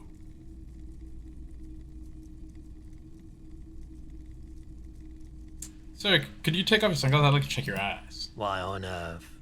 These are prescription. I can't really see without them.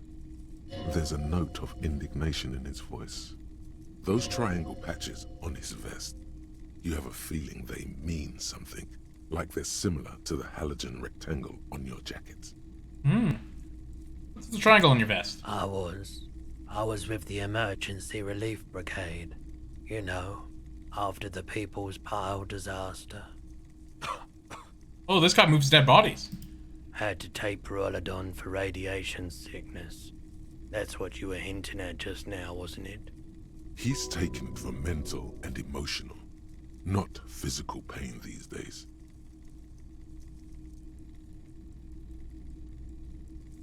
There's a lot of good questions here. A bad idea. Some poor leftist built a particle decay generator in hopes of bringing affordable electricity to underserved communities. It malfunctioned. Radioactive waste everywhere. Probably some of it in you, too. And about the Emergency Relief Brigade. We were an all-volunteer force. Self-organized. Tried to help the fire brigades contain the spill. Tough son of a gun, this one. Respect.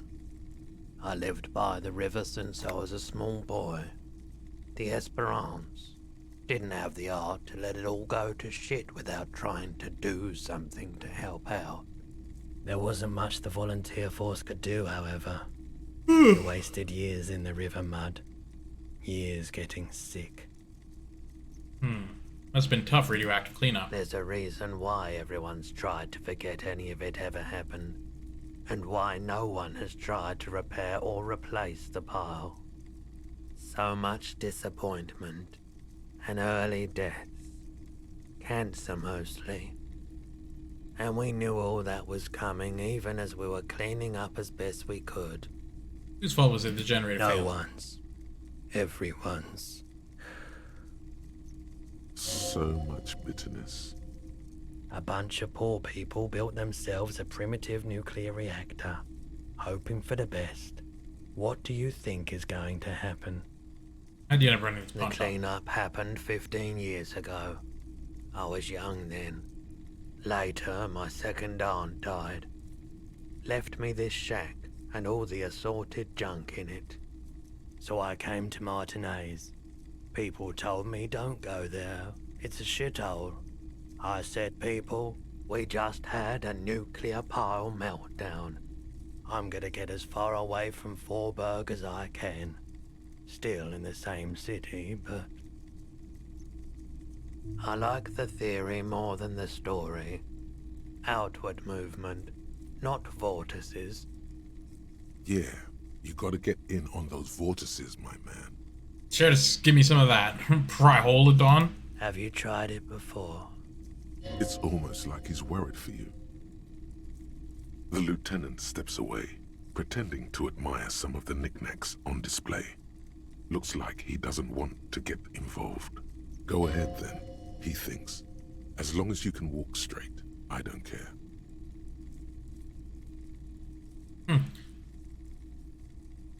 I haven't, but don't worry, I can take it. If you say so.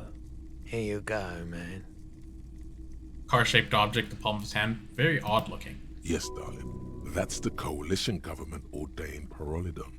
Straight into your gut. Not so sure about this.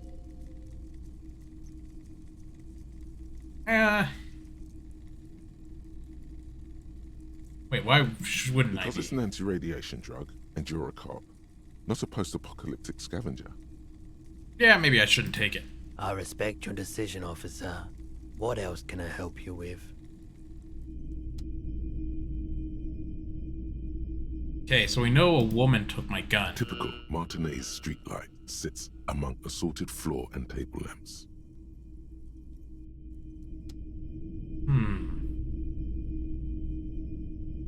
The boomboxes on the shelf look well-loved and well-traveled. Chipped, dented, they stare at you with the unblinking eyes of their tape reels.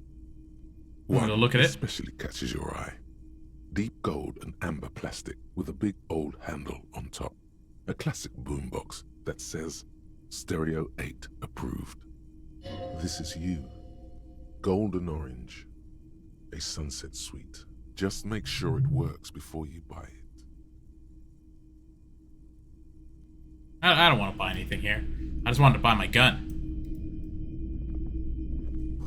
Plus a woman, plaque says DEI. Dark film projector whirling.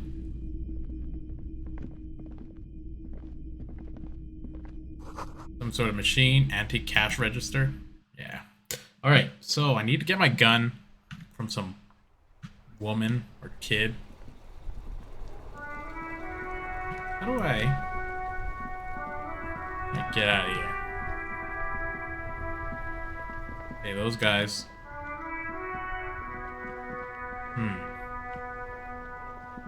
Those guys are just playing game. Here. Bookstore. I wonder if I can run around, because I want to get to the other side of the fence so I can yell at that kid. Oh, this is a new area. Where am I? Yes. Lonely Cormorant survey that surveys the sea, indifferent to your approach. Oh, cool.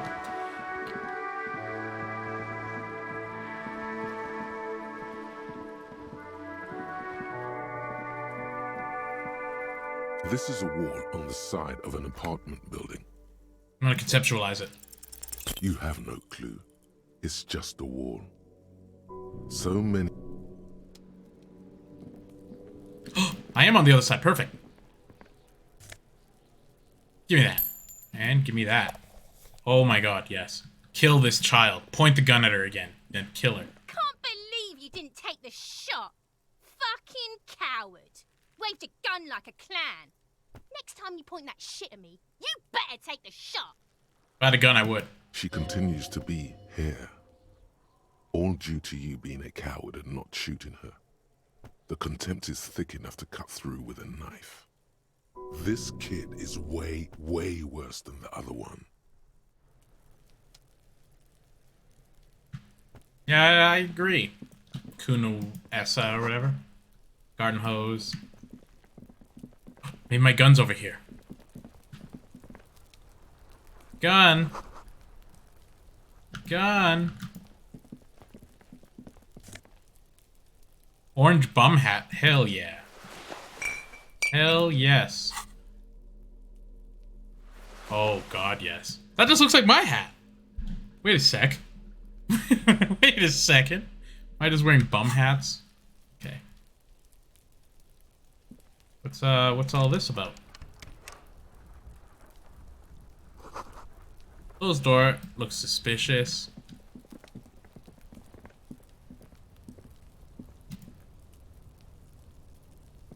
Jacket up there I want.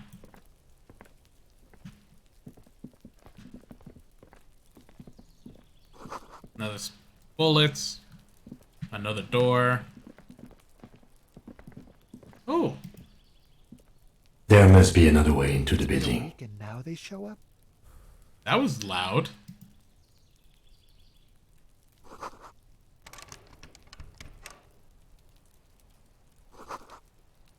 Okay. See, this kid says pig, which makes me think that they have my gun, and I want it. Are you trying to sneak up on me? Come to slit my throat in my sleep? Pigs come to take me out? Trying to snuff me out? Oh, are you sleeping right now? Don't get fucking clever with me, pig. You think you're so clever. Trying to sneak... Hey.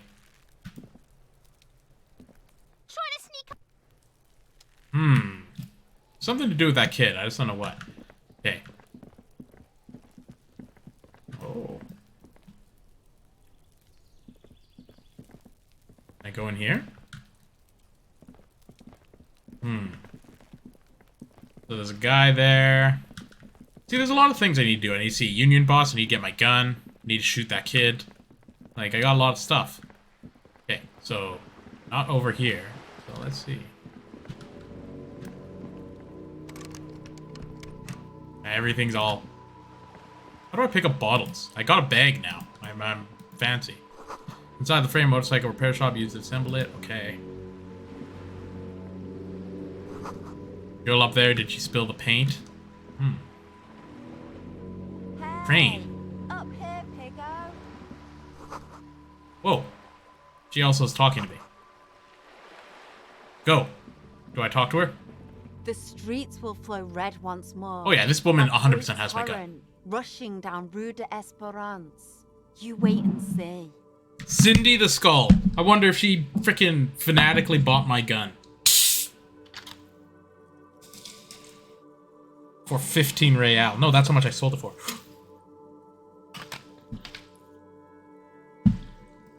The streets will not flow red with anything. Who are you? I'm Cindy the fucking Skull. What else do you want to know? Date of birth, blood type, the last time I was tested for Hep C. Every one of those things I do want to know. We just want to know your name, little lady. No need to get defensive. That sounds patronizing, which I like. Don't use that tone with me. I'm the law. I like that too. Let's start with the blood type and go from there. Funny, I like. Hep. Yeah. When were you last tested? Just answer some questions, okay? Here we go. And here I was trying to be polite. Just can't win with you pigs. By the sash, she puts her brush aside. You keep looking off to the side. What are you looking at? What are you doing to the... What are you doing to the wall? You know anything about the recent murder? Yeah. I ain't no snitch, pigstein.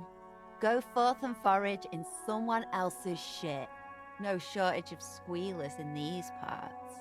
Give me my gun back. Actually, there is a shortage of people who talk to us in a normal, calm, informative manner. We weren't put on this earth to make your life pleasant, fucko. The armor. What do I care about some fucking tin eggshells? This is an armor art in the body. Come on, Sin, just help me out here. No, here we go. Ugh, alright, sad piggy. I'll give you this one. I saw a little girl in the fishing village running around with military-grade handwear. look cute as hell. If you haven't been there, the village is a shithole down the coast from the main plaza. Have a good time. Little girl wearing gloves. Okay. No. That's all the snitching Cindy the Skull does for today. Actually, I don't even know why I told you what I just told you. I have a weakness for animals. It's the animal thing again. Damn it.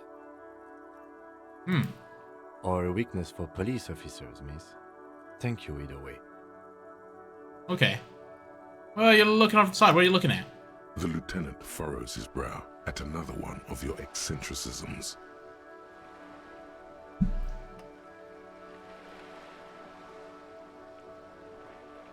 Hatred, disgust, it's difficult to tell which of the two is more present in her girlish features. The woman on the boat does not notice her staring. That is on her. Someone's got to keep an eye on her. Who that? Probably the Wild Pines rep. We should talk to her. She's a professional negotiator, though. I have the feeling she will be very cooperative while telling us nothing. You should take the lead. Ask her unexpected questions, you know? Do your thing. Don't be afraid to get a bit wacky. Throwing her off is our best bet. Good idea, piggies. Run along now. Fuck her shit up good. Impound that boat while you're at it. I'd like to watch her swim back to her on. What are you doing to the wall? Can't you tell? I'm painting a beautiful mural, an aereo graffitio visible from low orbit. I haven't really started it yet. I'm waiting for the right words. So, you don't know what to write? Why are you coming to such a facing building? I have an opinion on that. Want to hear it? Yeah? I love public art. Don't mind us. Keep doing what you're doing. Gonna have to stop you with the hooligan. Alright, here we go. Thanks. I'm sure the inspiration will come to me now that I have an official RCM stamp of approval. You've lessened her desire to deface the building. Catch you later, Cindy. Watch your back, Ungulate. You've got eyes on you. Where is my gun? Don't make me come up there and kill you. I'll kill you. A sturdy metal door guards the southwest entrance to the apartment building. The door rattles against your knuckles, but there's no response. The door rattles again, but this time you hear an elderly woman's voice calling out from inside. Stop banging on the door. I'm not letting any more strangers inside. Hold on, who am I talking to? Who I am. Now go on, get out of here. There's the police, open the door. The police? Everyone knows the police don't come round here. I'm not joking. No, I already told you. I won't be responsible for any more strangers getting into the building. Go check the backyard door. Maybe someone there will. Kim, tell her we're real policemen. Madame, I assure you, we are real police officers. There is no reply. Just faint sweeping sounds. The door rattles again, but this time you hear an elderly woman's voice calling out from inside. Stop banging on the door. I'm not letting any more strangers inside. Yeah. The police? Everyone It's chilly, knows- come on, Frick. No, I already told you. I won't be responsible for any more strangers getting into the building. Go check the backyard door.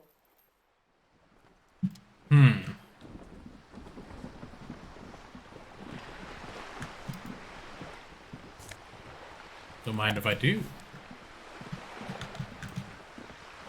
Boat. Belly of the boat shines like it's recently painted. Dock reserved for residents of blah blah blah blah blah blah. The room in the whirling isn't much bigger than the sloop. A striking woman leans against the cabin top of her sailing boat, smiling as you approach. Her green raincoat glistens with droplets. A silk scarf is tied around her throat. Good afternoon, officers. I'm Joyce. Joyce L. Messier, I represent the board of Wild Pines, the owners of the harbor. You gentlemen must be from the RCM.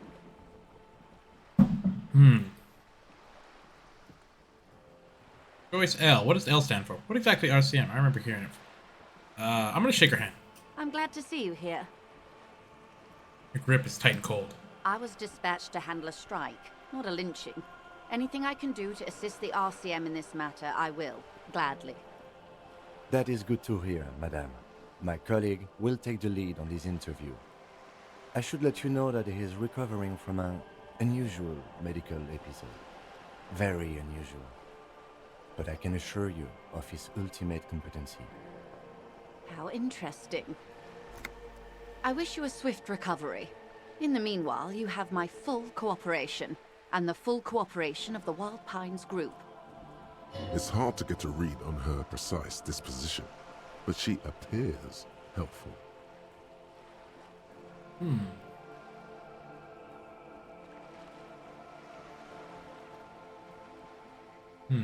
You know something about these tattoos? Show her the photo. That's the man who was killed. I'm afraid this is a discussion for once we've cleared the lynching question. So you know something about... Oh, fine, we'll turn... Oh. Better not tie the fourth day to the bat's day on this. I hope there is something else I can help you with. She wants to answer the question. Protocol keeps her from it. What can you tell me about the lynching? Quite a few things, I'm afraid. The information I'm to share with you includes sensitive trade secrets. For the sake of my employer, I have to ask for your names and badge numbers. Of course, ma'am. We should have introduced ourselves. I am Lieutenant Kitsuragi from Precinct 57. And this is my colleague from Precinct 41. I'm afraid he doesn't have his badge at the moment. I hope mine will suffice. How curious. Why is that, Detective? Awkwardness washes over the conversation. The woman doesn't like this turn of events. Remember when my partner told you I recently suffered from an unusual medical... Oh, my lost badge is related to it. I see. So, are you saying you lost your badge during the course of this episode?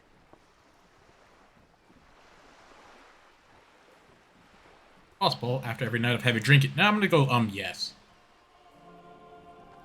Wait, they wanted me wacky. I could have eaten it for all I know. I don't remember anything. This world is city. The world, the city, nothing. Oh dear. Some kind of encephalopathic amnesia. I don't even know how to respond. I do believe you, naive as that may sound. I simply can't imagine what you gain by faking such a condition. As I said, ma'am, his technique may be very unconventional, but he is an officer of the RCM. Of course, I sympathize, but I'm afraid I simply can't share anything more until I've seen that badge. God damn it. Hang on. She's a professional negotiator. She should be open to some sort of mutually beneficial arrangement. That's 72. Let's try it. She's a negotiator. Just float a favor at her. Insinuate. Surely there's some other ways to demonstrate our law enforcement credentials. I will be frank with you. If I'm going to break protocol, I need to be able to justify it to my superiors. They're going to want to see something very tangible. You're in, but expect her to drive a hard bargain. Like what? Reports from inside Terminal B suggest it's a hub for the local drug trade. This is an open secret in Martinez. The Union controls the terminal, so it goes to reason. They're profiting from this trade. The company has tried looking into this matter before, to no avail. Perhaps someone with your authority and resources might turn over the right stones. Or you can recover your badge, though if I may be blunt with you, it sounds like that may be a lost cause. Detective, a word in private before we continue. Excuse me for a moment, ma'am.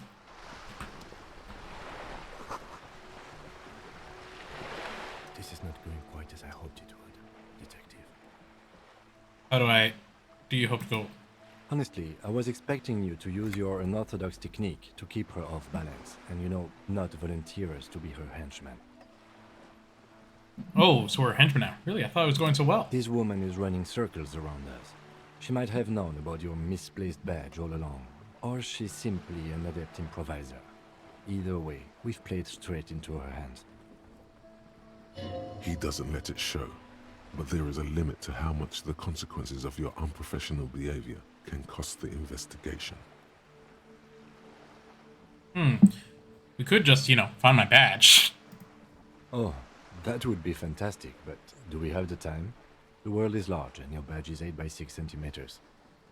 You could request a new one from the station, but that would literally take months. Jesus. I'm sorry for putting this in this situation. I'll handle it. I'm sure you will, Detective.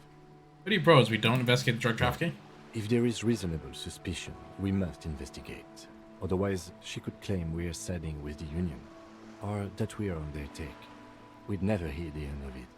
What I propose is, we ask her, then we investigate, briefly. But do not share the outcome of this investigation with her. We tell her it's done and demand for her information on the lynching. You're back. Good. What can I help you with? You seem rich. Can I have some money? Is what you want to say, but it isn't that easy, is it? Why not? Look at that lady. Take a gander. Squint your eyes, bub. Nice. What nice fabrics. Why, yes. Tucked away under that sturdy green raincoat, almost rustic in its simplicity, a silk shirt and matching scarf around her gentle throat, while dull orange pearls hang from her earlobes, red from the cold.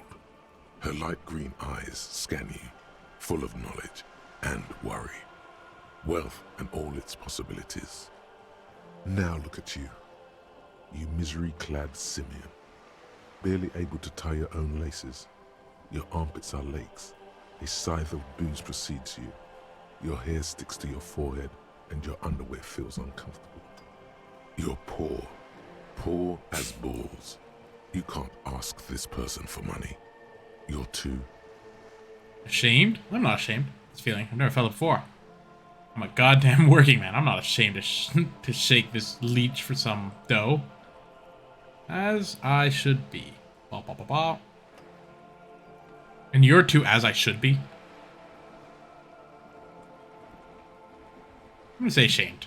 Yes. You're too ashamed to ask this person for money. Too scared to belittle yourself in her eyes. Those half-precious stones of Odinil. Oh God, the lieutenant is here too. Do not dishonor the force. As I was saying, if there's any way I may be of assistance, please don't hesitate to ask. You can tell me about the strike. Everything. Right up to, but not including, trade secrets. What is your role precisely? I believe the official title is Senior Labor Negotiator. In practice, I'm a grocery clerk. I relay the union's demands to Wild Pines and return with Wild Pines' counteroffer. And how are the talks going? They're not. That's the problem. The union stopped all negotiations a week ago, after that awful lynching took place. Now they won't even let me into the harbor. There's a 2-meter 20 racist behemoth blocking the gates.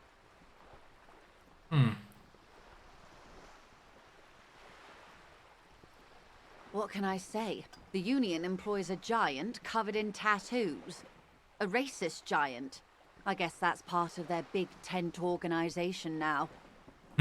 How was the talk to him before the lynching? Let's say I was not making the kind of progress I'd hoped for when I first arrived. And when did you first arrive? I arrived 3 weeks ago. Yes, in the middle of February. The bay was still partially frozen then. I prefer to do these things on site, like the RCM. But the strike began in December. I wasn't the original negotiator here. I took over after Mr. Gaumont hit a wall with Mr. Clare, the union boss. Mr. Clare refused to speak with Gaumont despite concessions he'd granted the union in prior negotiations. This isn't the first time the union has gone on strike? Heavens no. There have been 2 prior strikes. Both times the union won significant concessions, including overtime pay and a medical plan. This time their demands are more, I guess you could say, aggressive. What happened to this Gaumont? Mr. Clare told him to... How did he put it? Fuck off, midget. Oh. Gaumont is short of stature, you see. Not cool. Keep in mind, this is a negotiator Mr. Clare has worked with before, and who was more than fair with him and the Union. Sounds like usual aggressive posturing. What are the demands? There are leaflets everywhere, and banners. What did they say again? Oh yes. Every worker, a member of the board. Shh. Over-aggressive commie posturing. Looks like they got no idea about business in the free market. Forget it. I want to talk about something else. I don't know what to think about that, I'm going to say, because I want to just be middle of the board. Fortunately, they explained it. Every time the Wild Pines group makes a decision about anything, it needs the signature of each of the 2,200 workers in its Martinez terminal. Just so you understand, this is but one of 22 terminals owned by Wild Pines. Essentially, not only are they kings of the company, they are also kings of the 72,000 employees of Wild Pines Group. Workers can't be kings. King is the king. Pretty funny, I'd have to admit. I think I'm going to have to go with this because I'm trying to schmooze her. They're having a blast. But how can they afford it? After 4 months, my assumption was they would prefer a more practical solution. What are you going to do? I'm not sure. Naturally, I assumed that was just their opening position. A hard-nosed tactic with a side of mockery. But there's been no follow-up, just the same nonsensical slogan repeated over and over again. And now, people are getting lynched, I hear. Behind the whirling in rags. A disastrous situation if there ever was one. Excuse me, from whom did you hear about this lynching? I first heard it from the bowyer at the gates. The one whose very name advertises his aversion to work. I think he said it was, "Call me mañana." This checks out. The scabs at the gate. Did you put them there? Yeah. The scabs? You mean the huddled masses of Jamrog, come to plead for work where the Union refuses to? If they were organized by Wild Pines or its affiliates, then it would be a company secret. I could not share it with you. Not right now, at least. Tell me about the Union boss, Mr. Clare. See, I gotta find this guy. Clare is a man of the utmost integrity. If you can say one thing about him, it's that he always puts the interests of the workers first. Really? Of course not. Everard is fantastically corrupt. I imagine he has a thick, viscous goo where you and I have blood. He can't be that bad. He is the most corrupt individual I have ever seen, and I deal with men like him for a living. If there is anyone more venal, more irredeemably nepotistic, then it's his twin brother, Edgar. Wait, there are two of them? Yes. Edgar looks exactly like his brother, except for that lazy eye. He also talks exactly like Everard does, and when one's term as foreman is up, the other takes over. It's how they circumvent the term limits, you see, with a funny little switcheroo. While in office, they've embezzled God knows how much of their workers' dues. What about the Union itself outside the Brother Clare? The Debardeurs Union was once a perfectly normal institution. 20 years ago, anyway. It must not have been easy to establish under the Emergency Act, but they did it. I can respect that. Organized labor at its best, as they say. Then something happened in the local chapter elections. The Brothers Clare came and transformed it into a... how do you say? You had to say looking for the right expression. A mob. The Debardeurs are a crime syndicate. Sad as it may be, I suspect we'll be forced to cooperate with them. Refreshingly honest, officer. The company has tried appeasing in the past, but I'm afraid our concessions have only emboldened Everard and his brother. And your opinion, detective, if I may ask? I'm a curious and talkative person, you see. Would you say the Debardeurs Union is... An effective advocate for the rights of local working man? A giant leech sucking the life out of Rev was children. Ooh. Basically a socialist mob, also, maybe. We're to have no opinion on these things. Of course, officer. You said something happened in the elections? I'm glad you asked. There was a woman, the previous forewoman of the Union. She disappeared. Disappeared? Yes. On the last day of the local chapter elections, her daughter phoned in and said she wasn't running anymore, or coming to work. Ever. End of story. Eerie. Downright haunting, if you ask me.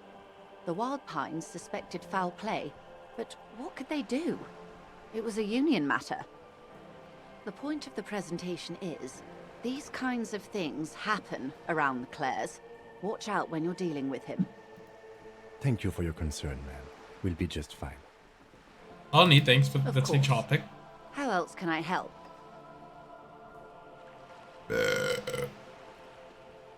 Good chance I can get money. I'll do it at the end.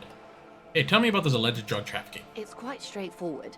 Someone is using Terminal B to smuggle raw ingredients from the Samaran Isla into Revachol with the Union's blessing. Wild Pines has suspected it for years. Ingredients for what, ma'am? Meth and dextroamphetamine, GBL, and various synthetic psychedelics. Honestly, it might be quicker to say what you can't make from the stuff. Let me get this straight. The materials come from Samar to Revachol through the terminal? And you want us to investigate? No. Yes. After they clear the terminal, we lose track. The actual production is taking place at various sites in and around Jamrock Quarter, north of here. Wild Pine seems to be well apprised of the local drug trade, ma'am. Do you mean to say the Union also produces the product? Sells drugs, I mean? We're in logistics. It's our business to know. And no. As far as the company knows, the Union does not produce it. They transport the ingredients for a cut. Yes, but you won't get anything out of Evrat and the Dock Workers Union. Still, every chain has its weak link. What do you mean? The lorries. Someone needs to move the ingredients from the harbour into the city. Once they reach Jamrock, they're distributed to a network of local manufacturers well beyond our grasp. But in transit, they are vulnerable. Perhaps you've noticed that a number of lorries are tangled in a traffic jam at the roundabout just now. Interview the drivers who are still hanging about. One of them might be waiting for a crucial shipment. I'll be explicit. If you find this driver, I will share company secrets with you. You'll be indebted to her, in a way, but one step ahead of the Union in another.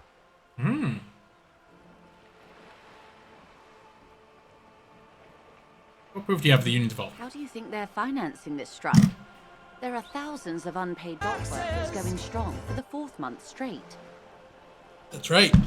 There was a shakedown of local businesses preceding the strike. Many were squeezed to bankruptcy to fund it. With all due respect to these desert cacti, the contents of a few cash registers cannot provide for 2,000 men.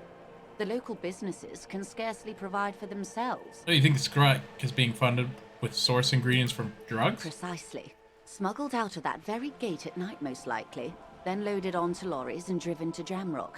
You simply need to find one driver who will open up to you. It sounds like she tried looking into it herself, though she's clearly not the type your typical lorryman would confide in. Why didn't you come to the RCM first? We did. On more than one occasion. Apparently, there's some sort of inter-precinct disagreement about whose jurisdiction this area falls under. We know the company has launched its own probe into the Union's alleged involvement. We also know it's come up empty. It's not just the RCM. No one's been able to find any hard evidence. Well, here's your chance, officers. It's no coincidence the Lord's stranded there like that, is it? No. We asked East Motor Track to raise the drawbridge. The road company is a partner of one of our subsidiaries. However, I was looking at the sea. this is a limited time opportunity. Once the complaint has been processed by the Trade Committee, they'll have no choice but to lower the drawbridge, and the operation will continue. Thousands of litres of raw ingredients will pour onto the streets of Revachol. Not the east across the river, but the west. The vulnerable. The weary. Well, at least this solves one mystery. What is that, Lieutenant? Why I had to call East Motor Tract and beg them to open a drawbridge for me. I'd wondered since I first drove in, on my motor carriage. I am sorry for the inconvenience, Lieutenant Kisaragi, but we need them trapped here. This is a unique opportunity. I'm sure you understand. Yes? We'll take this case, except there's no way we could take this case. I'm gonna accept it. Excellent.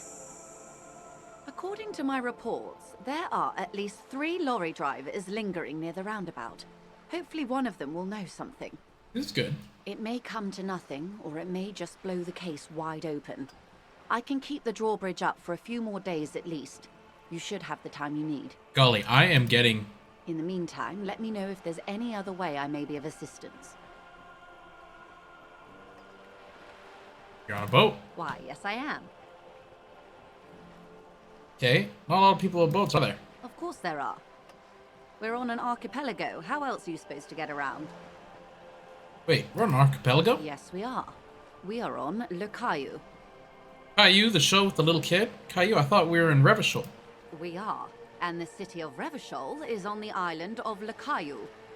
Still, I haven't seen anyone else sail a boat around here. I haven't seen anyone else drive a souped-up Capri Kenema motor carriage either. Actually, that motor carriage has been specially issued to serve as a patrol and pursuit vehicle. It's for crossing long distances in the greater Revachol industrial harbor. It's not a toy. Neither is this. A toy, I mean. It's a machine for crossing long distances in the Bay of Revachol, between the city and the islands. She's having a good time arguing against the law.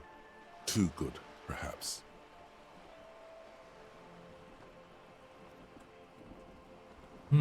Does she have a name? The boat? No. It is called Cordelati 19 because that's the type of sloop it is. The word "it" feels strange. Such a beautiful boat deserves a proper name. A breeze ripples through the sails and tugs at your hair. Below, the sleek, fish-like shape of the hull parts the water. Beneath that, a resounding darkness. You're reminded of something. Or someone. You said it's a sloop, and it doesn't have a name. Cool, but you should really give it a name. Okay. How about Cordelati 19? Why? Because it was manufactured in Revachol East by a company called Cordelati, and its hull is 19 paces long.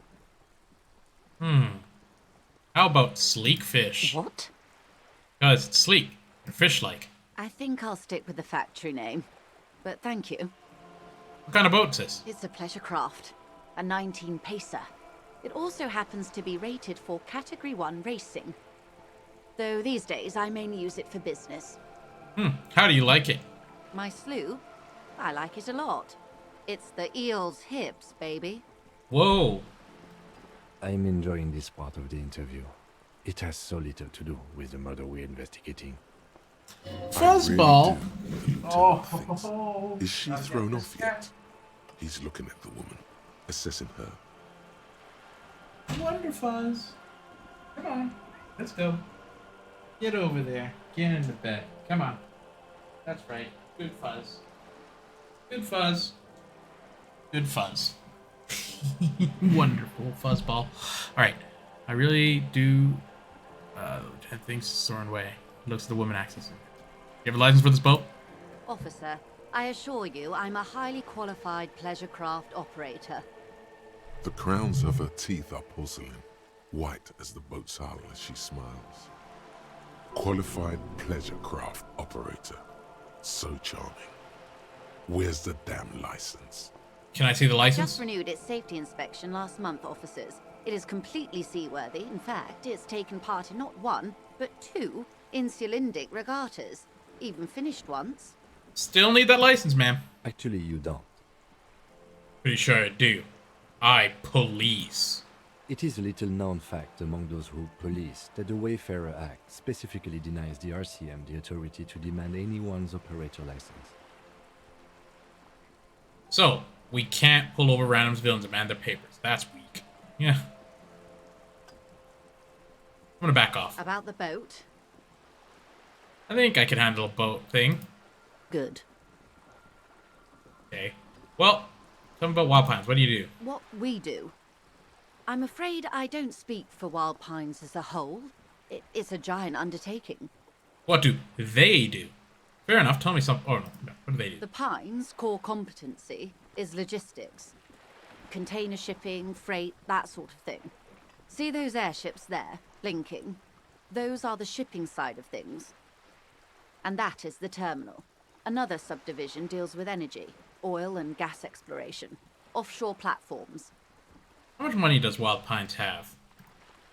I'm not at liberty to discuss the company balance sheet, but I can tell you that last year, the company booked more than 20 billion real in revenue. A billion? That's it? Some of that mean nothing to me. The money I owe you is so much less than that. I'm gonna just say wow. 20 billion is a large number, but the conglomerate employs 72,000 people. They all need to be paid. Then there are capital improvements, interest payments. A conglomerate the size of the Wild Pines is like a shark. If it stops moving, it will die. Then what becomes of those 72,000 families? It's a tremendous responsibility. Yeah, I find this interesting, because this is a like the runaround a lot of companies will say, right? Like, oh, we're so benevolent. We are this giant cow that you know, suck at our udder to, support your family because we're the good thing here and we need to live so you can live. Is very, very corporate, kind of fear-mongering tactic a lot of companies use. It's like, oh, if we die, then you all die with us because you need us. But it's a weird, convoluted idea that I think is often sold. Okay. Where does the Wild Pine get all these billions? That's all I need. Okay, yeah. They started as an exploration and cargo fleet conducting trade between the Samaran and Insulindian Isolas 250 years ago, when Pine ships explored the South Seminese and charted Lomantang on behalf of the suzerain. Centuries of care, deliberation, and madness have gone into this endeavor.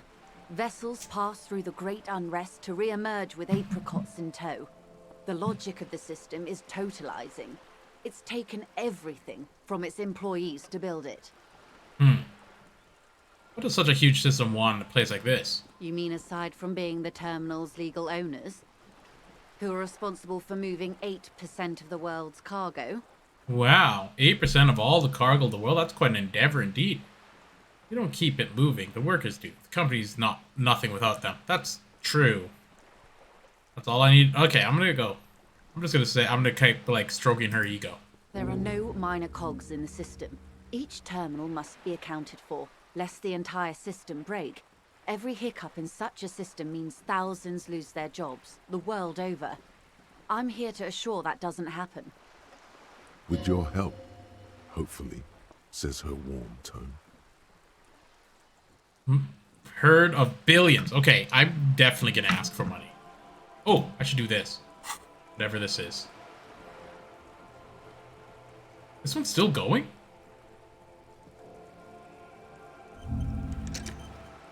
How long? Huh, that's a long one. Okay.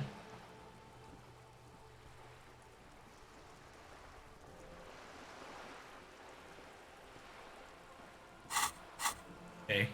Give me that money. Voila, you're doing it. Really put your back into it. Yell it from the top of your lungs. You rich, can I have some money? Can I have some money, ma'am? Help, I'm poor. I need money to keep living. Money! I'm rich. Can I have some money? This seems more like a joke, which could be played. Why, yes, I am rich. How much money do you need? Hopefully not too much. I couldn't bring all of it with me. Yeah, that's a good joke. She's surprisingly nonchalant about this. Could it be that she somehow knows more about your predicament than she's letting on? I'm gonna say I need 130 real, and then I'm gonna pay that guy. That's a good sum. Not too small, not fantastically large. Wow, I can't believe it. She's actually doing it. She removes a few notes and hands them to you. The paper is cold and oily to the touch. See, this is like a negotiator woman version of Jared. Just super rich. Whoa, whoa. Did you see how easy that was? Ask her for more. Toot toot. Train to Moneytown. Nah, it would be dishonorable. Can you eat honor? Are you an omnivore? Give me a break. Oh, man, I am hungry. Like, I want to keep playing, but I'm so hungry. I didn't just bribe you, officer. It may not be technically illegal under the Emergency Act, but still. You bribed me, alright? I'm your little peon now. I'm an honorable policeman. One of the few good in Rivershore. Yeah, I'm still getting my head around this whole money concept. You were just helping me out. I'm gonna say I'm honorable. You're right, ma'am, that donations are permitted under the Emergency Act, unseemly as it may be, as long as they are properly logged with the precinct. Which he most certainly will do. Now, That's right. How else can I help the RCM today? Besides, farewell. Of course, Detective. Take care. That lady actually did help me out a lot. Well, hello. Someone seems to have found himself a bottle of alcohol. Here's where the magic happens. I gotta discard it because it's not. I don't got time yet. Oh no, you don't. Not this one. That's not. What a Okay, I'm looking solid at it. can of. Wow. The I'm not doing it. Yes, it's merciful that way. It's not all of us. You've passed up your chance to start. I know. I will drink alcohol soon, but not now. I need to go pay the guy. Looks like there's more construction here once decades ago. I remember I found bottles before. I want to go pick them up so I can return them for money. Let's see here. Drunk guy, little girl selling books. Ooh, I think it was, wasn't it like? All around you, rain falls on the great city of Rivershore. Rain drips from the eaves and floods the gutters, washing the filth away. The spring thaw must be here. The snow is melting. What am I doing? Looking up at the sky, cold water dripping from your hat. What do I see? Grey sky like great battleships, clouds colliding with one another. Rain falls down on the world. How does it feel? Your shirt sticks to your chest. The shoulders of your disco blazer grow heavy. The cold Disco? finds its Elysium, way in my god. under your skin. You shiver, and the city shivers with you. You're not dressed for this weather. You should get an overcoat or a patrol cloak. What is in the east? There's a fleet on the corner. A plastic coat is folded into a small triangle under the counter by the window. Beyond that, the strikebreakers have gathered. The great gates of the industrial harbor are locked. A chill runs down your back. You shudder like an animal trying to shake water from its hide. I'm gonna keep shaking. You shudder, looking down at your feet. Dirty rainwater runs veins into the plaza's snow. Two green snakeskin shoes stand at attention on the mosaic paving of the plaza. What is west? Sheets of rain over the water. A flight of stairs leading into the ocean. Wave after wave washing the coast of Martinez, with its motorboats and gently swaying reeds. The ruins of a half-sunken sea fort crumble on an inlet beyond the Bay of Revachol. Ghosts rise into the sky. Run your fingers through your dampened hair. Your hair is an oily mess flecked with ash from neighboring coal plants. Smokestacks rise somewhere in the distance. Capeside apartments. Tower blocks crowd one another. 4.46mm bullets still lodged in their war-torn stone walls. Hallways collapse from the mortar hits of a war that was lost long ago. Clotheslines go to waste in the rain. Radios play. And closer to here? A yard. Rain falls onto the roof of a woodshed. Coal leaks into a puddle beneath a dead man's feet. He swings from a tree, bloated. Droplets of rain slip from his cold cheeks. A traffic jam. Rain thrumming on the roofs of motor vehicles. Inside, drivers watch water streaming down their windshields. The statue of a king shudders. He too is cold. The canal bridge has been raised. On the other side. The road ascends. A raised motorway loops above the ghetto. Beneath its concrete columns, a sea of rooftops, woodwork, and tar stretches northward. 4-story buildings as far as the rain can fall. The snows melt in Jamrock. What is Jamrock? Revachol is the capital of the world. Jamrock is the capital of Revachol. Droplets form on your eyelashes. It's home. Where's the hood? Where the hood at? That's funny. Where am I? Why am I not there? Where do I live? On a street there that flows like a muddy river in the snow, with fire traps rising on either side. A film rental opens its doors to the rain. An armored motor carriage rushes past the corner, where you used to walk together. Suddenly, the hair on your back rises. You cannot return. Why am I not there? To be in Martinez, where no one goes, at the runoff point of a long-forgotten canal, in the whitest part of town, in the shadow of the day the revolution felled. What am I doing here? Standing in the rain, looking north, where Jamrock Rock City stretches inland. Where the hood at? I have a brother in the cut. Where the hood at? That's funny. In the rain-swept distance, above the rooftops of Jamrock, a repurposed silk mill stands perched above the motorway exit. Precinct 41 hunches in the rain. Your vision blurs. You wipe your face with your hand. The rain stings your eyes, making you look up and blink. What above? Coalition aerostatics hang like apparitions under the cloud cover. Way up there, where rain forms, rotors flutter silently. Your sight clears. What below? Collapsed storm drains, old sewage systems flooded with rainwater. Hidden weapon caches from the revolution.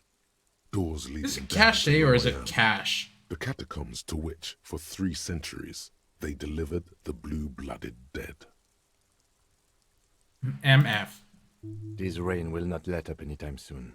You should get a raincoat. There's a freight to the east. They sell them there.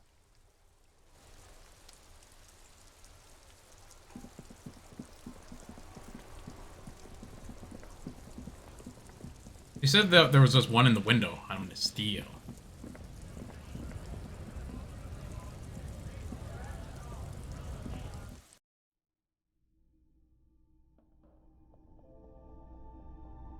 Where do I see raincoat? Oh wait, what am I doing?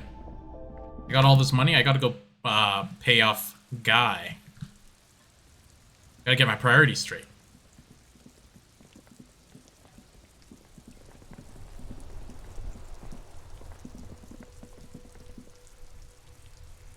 Ooh, I am a hungry cat, though.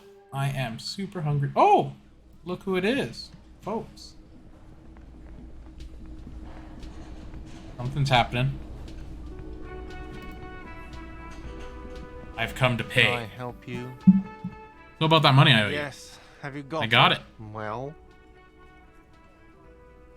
I hope you choke on it. Here, sorry for the trouble. I'm trying to get into better books with everyone. great.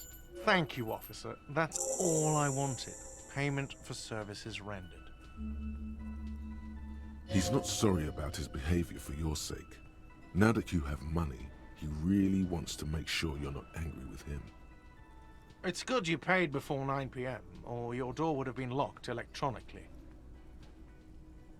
Oh. Please pay for each night in advance starting tomorrow. 20 real per night. Okay, 20 bucks, that's not bad. I'll take a room here too. He opens his wallet. Of course. Always happy to have officers from the RCM as guests.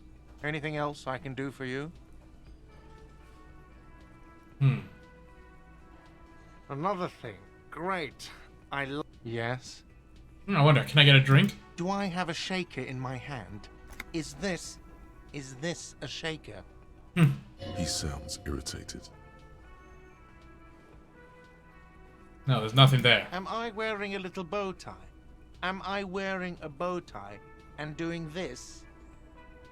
Damn him. Am I smiling? Do you see me smiling and shaking my little shaker? No. Do you know why? Why? Because I'm not a bartender. I'm a cafeteria manager. Is there anything else you wanted? You don't understand the seriousness of the situation. I'm an alcoholic. I need a fix. Please, make an exception. I got a shakes bad. I need my pacifier. Fine, I guess I had something else I needed. Like what? Goodbye. I paid you your money and now I'm good. You should totally sing karaoke here. The first chance you get. Your emotions need to be expressed. Oh my People god. need to know your vast, oceanic soul.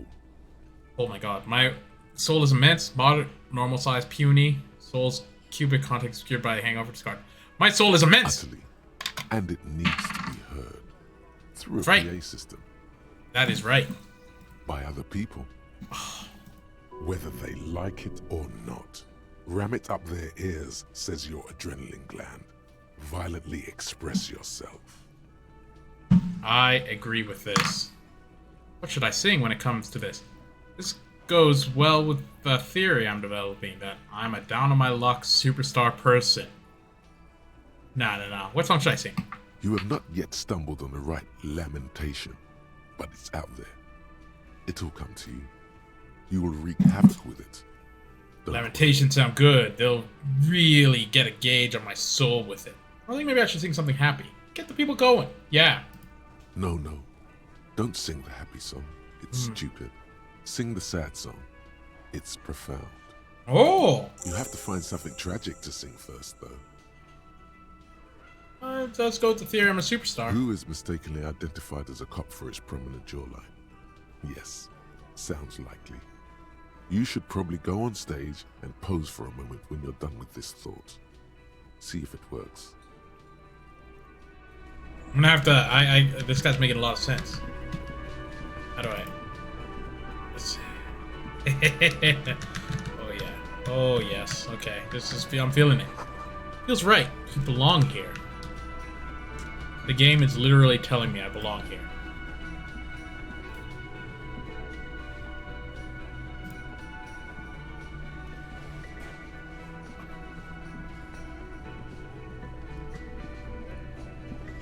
Sing song. Okay. So, can I talk to people?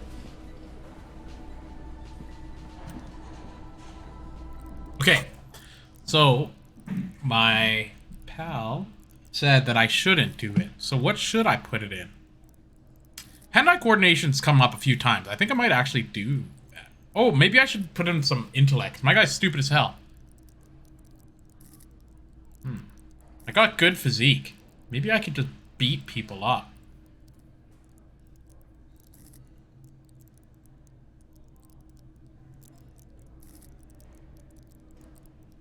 Take blows. Don't let the world... Okay. My guy's stupid and has shaky hands. But he feels a lot. You know what? My guy's sensitive, but I should... What does Half-Light do? Let the body take control. Threaten people. Raise the hair on your neck. Tune into the city. Go on party planet. Love and be loved by drugs. Oh, maybe. Flex power must enjoy healthy organs. Yes. Now my guy will be a monster.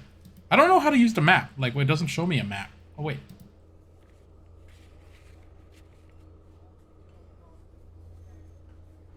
Like,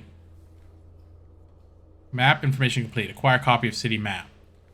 I need to get a map first to look at the map. That makes sense. Man, I am on the fence. I'm very hungry, but I'm also Very into playing this game. It's all about money, you know. How do I get these bottles? I have a bag now. Okay, so it's raining.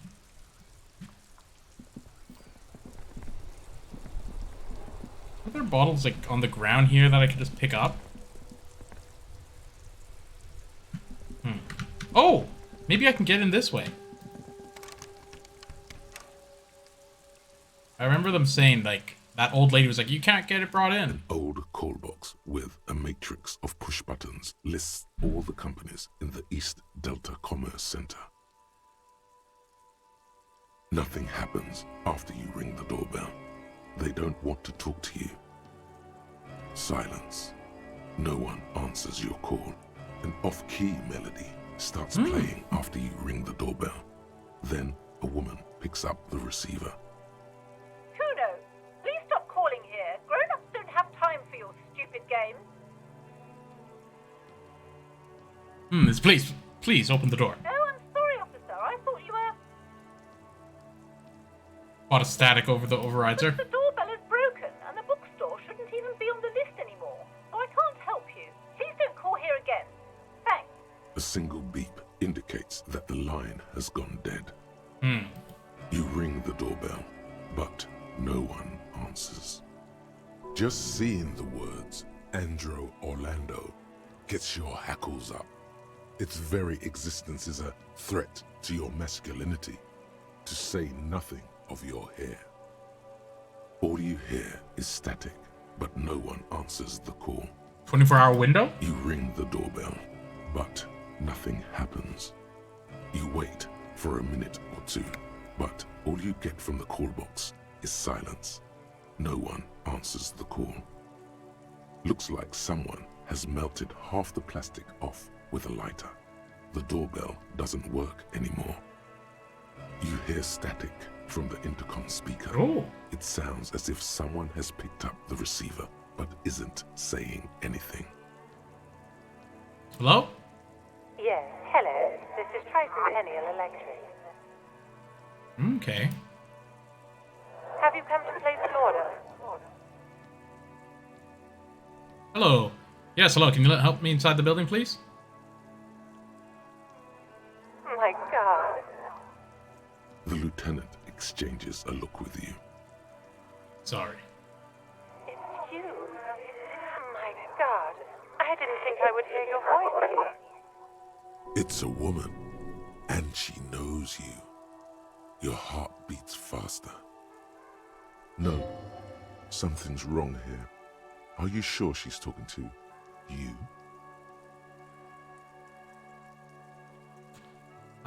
Do we know each other? Michelle, just please. Sounds like a ghost. Wind blows through your clothes and you feel detached from your surroundings. Inside the building, a cold memory hangs. Why did you even call? I don't understand. You've been gone for months. I thought you didn't care. No, hold on. Tell me what's on. Tell me what I did. Ever since I came to work here, it's been different. As if my mind's been wiped clean. A spot of static overrides her words. When she speaks again, it sounds like she's submerged. It's so nice. It's so nice to be able to finally once again. About what? She sounds like she's about to cry. The cold is deep under your skin, as if you were talking to someone who's 100 years away. Somewhere inside the building, water is flooding the cellar floor. Hello? She doesn't answer. Hey, still there? Silence.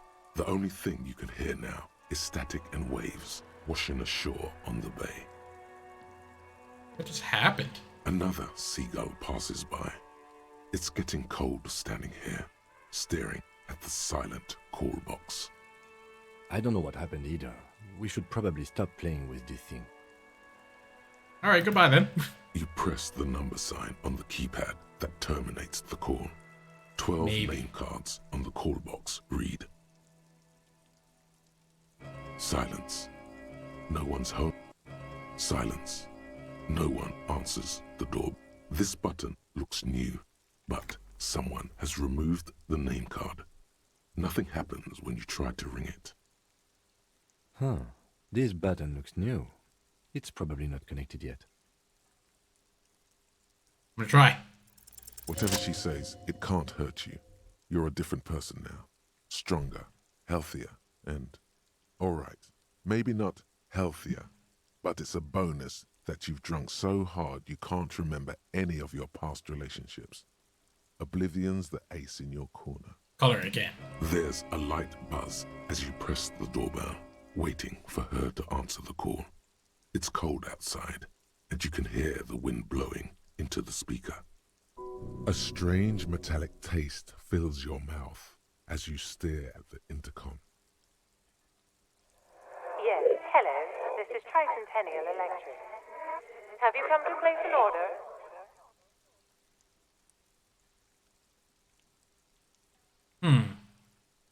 Last time we talked, there was some confusion. You got mixed up with someone else. Here come the bad vibes again. Relax. Distance yourself from it. Please don't hang up. Just want to explain. It's you. My God, I didn't think I would... Again? Wait. Is she... Wait, are you repeating your words? Michelle, just please. Is it recording? Why did you even call? I don't understand. You've been gone for months. I thought you didn't care.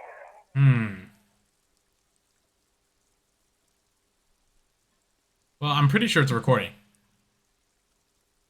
Doesn't matter what I say, just continue, right? Intercom doesn't answer, but you can hear her breathing. Wind blows into your microphone again, crackling and echoing in the box.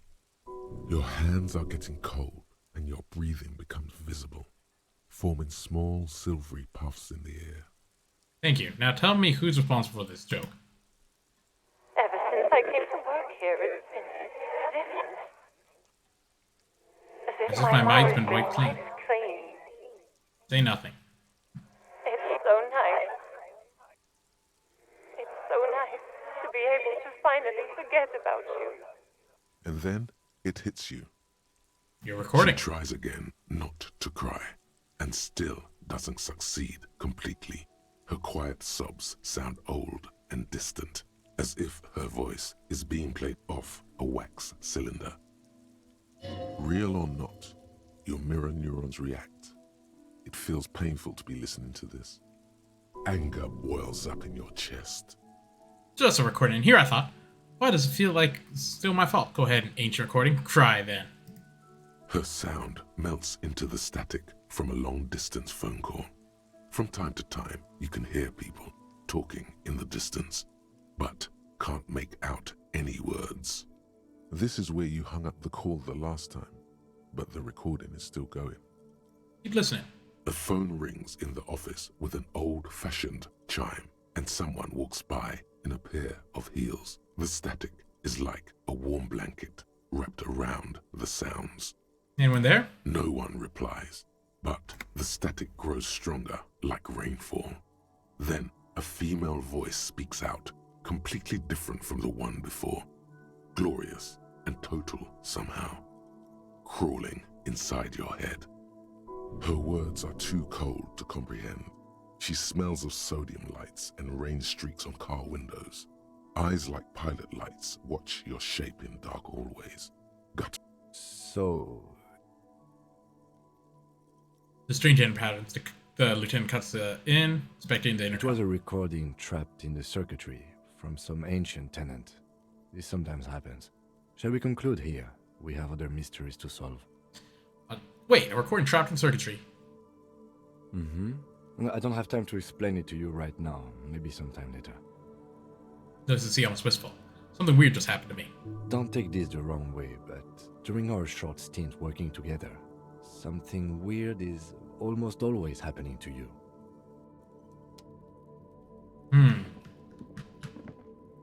How to get in? Wait. That lady was in this building, said that she was in here. Maybe I can go in here and, like, walk around. Their door? See you later, lady. I'm not even gonna talk to you. Ha ha ha ha. You see a set of tattered curtains blocking the way to another room. A strange cage-like trinket dangles from the curtains. Excuse me, officer. The back room is strictly for employees only. She's right.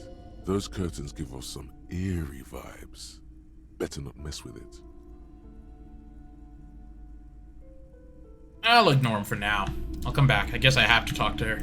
Ah, golly, I sure want to take a moment to get myself some grub, but I really want to play.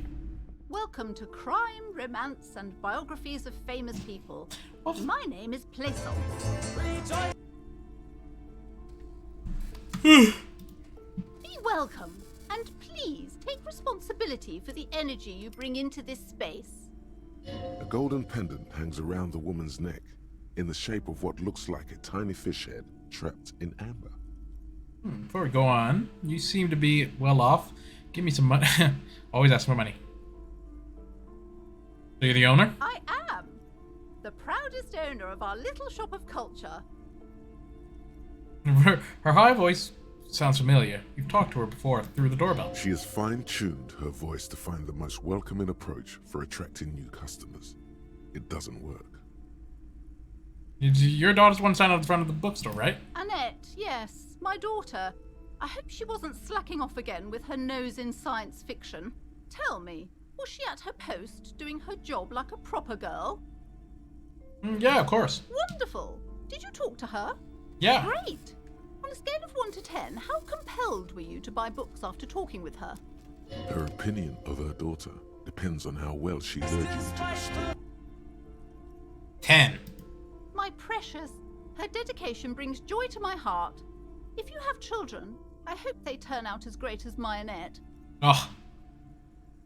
The way you're handling her strikes me as wrong. Annette is quite trooper. She's great value add. I'm here to dismantle the free market and abolish child labor. I should. Okay, let's just, I'm just gonna say she's a trooper because I don't care. As a young girl should be. With the proper attitude, she'll have a bright financial future. Alright, let's get out of here. The woman before you scans the store, her shoulders rigid and tense. Every now and then, she nudges her glasses. Then why are you talking to me? Everything is on the shelves to browse. Don't you feel compelled to buy anything? See those shelves there? Go. Be drawn. What kind of books you got? Everything is on the shelves. Take a look yourself. The shelves compel you, don't they? She's attempting to mentally direct you towards the shelves. She only wants you to buy the goods. She doesn't care about the books. Do you even know what books you have for sale? Truth be told, not really. My sister brings in most of the goods. I'm sure it's all very literary stuff with well-written prose. But you don't learn about the important things in life from fabricated stories. Wait, shouldn't a storekeeper know about her wares? I provide a valuable service. As long as people buy books, I'm fine. Wiggles her bony finger at me. Oh. Where do you learn about important things then? The truth is available if you just know where to look. And you have to open and free your mind to understand. She nods at you cryptically. Ah, yeah, alright, I'll look at them. She smiles and nods, seemingly relieved. Farewell for now, book peddler. You know what? I have a lot less respect for her now, so I'm just gonna freaking push my way in, because what's she gonna do? Nothing to me? You see a tattered set of curtains and a polyhedron. We'll open the curtains. Just as you're about to pull apart the curtains, the petrified voice of the shop owner cries out once more. Sir, don't touch that. I told you it's off limits for the customers. Her hands are unappended. Parapsychologically speaking, we're done if you decide to open them. I won't be held responsible for the consequences. It's too dangerous. She looks away, mumbling. Why is everyone always messing with the curtains? Why can't they just buy books like normal people?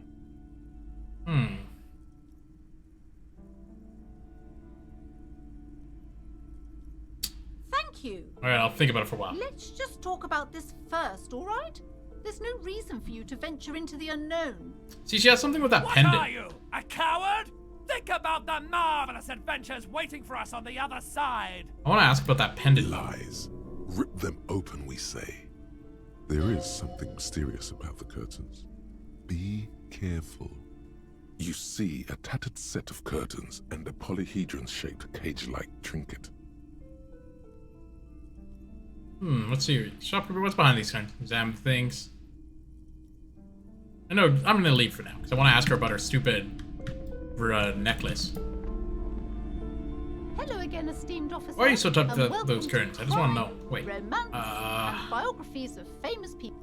I already told you, it's just a storage room for employees. I don't understand why it's so important to you. Just let it go, officer. Go buy some goddamn books. You're supposed to be drawn to the books. Just a storage room, then it wouldn't hurt if I just peeked inside. Okay, fine. It's just because this place is cursed, just like everyone said. They don't call it the doomed commercial area for nothing. Are you happy now, officer?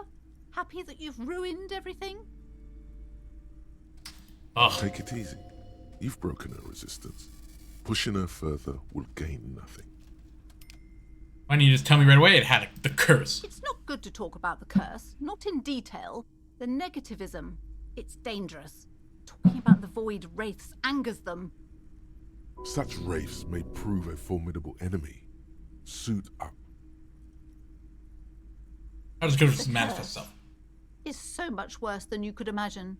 It's a disease, eating at the very foundation. Shiver runs through the woman as she looks around dimly at the store. It's the curse of financial distress, of ruin and bankruptcy. Here are the curtains again. Didn't that curtain just move? I'm a little confused. What does that mean? Everyone knows that all the previous companies in this building have sooner or later declared bankruptcy, and their malicious spirits are still here, feeding off bad business practices and disappointing income statements. There's something wrong with this building, I can tell you. Ever since I arrived, I've sensed an eerie, lingering presence, as if I was unwanted here. Sounds familiar. I feel unwanted too. What does it mean? Truly so? Perhaps the dark energies are leeching off you. You shouldn't stay in the store too long. It may be dangerous. Would you like me to take the case? I could investigate it. Most certainly not. I don't want anyone who's not familiar with the psychic arts to get involved in this mess. Stay away. Leave the spirits be, so they can return to their slumber. Psychic arts? Sounds right down our alley. I'm gonna try to convince her. Drama. Hey! Slither up to her, you silver-tongued fiend. Show her what world-class perfidy looks like. Ma'am, I came here to help. I've handled paranormal situations before. Are you sure? Don't think I haven't seen charlatans before. I have returned from the void, a para-detective from long line of para-detectives. You're no para-detective. You look nothing like one. And you're clearly a drinker. Pardon me for being so blunt, but... Hey now, hey. You need the booze to focus, alright? That's right. The lieutenant keeps his usual stony calm. He silently picks out his notebook. Go ahead then, rock her world, he thinks. I'll compose some notes. I admit I've had shared drinks, but I'm only because the spectral realm is parapsychologically taxing. You see, it's necessary to drink spirits in order to contact the void. How do you know all this? Here we go. I'm the Void Revenant. I have the powers to de-bad all the bad energies. I should have realized. A pattern lies within the fabric. The hand of fate guides us. Our meeting couldn't have been mere chance. Perhaps you truly are the one to deliver this woman from the doom. But I am not the only one at risk. I have to think of my daughter. You are certain you can help us? Keep us safe? I can't allow any collateral damage to hit us. No problem whatsoever. Family's safe. The Phantoms are no match for me. That's my partner. He'll about. Oh no, I'm just gonna. If you promise, good officer, then you might be our last hope. Do you swear it? A hand on your heart. On my honor. Actually, I'm just gonna. Thank you, sir. There's one more thing I haven't told you about yet. The entity.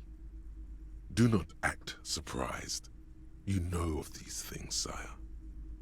Of course, the entity. I have sensed its presence. You have? The entity takes the form of a woman, a witch probably.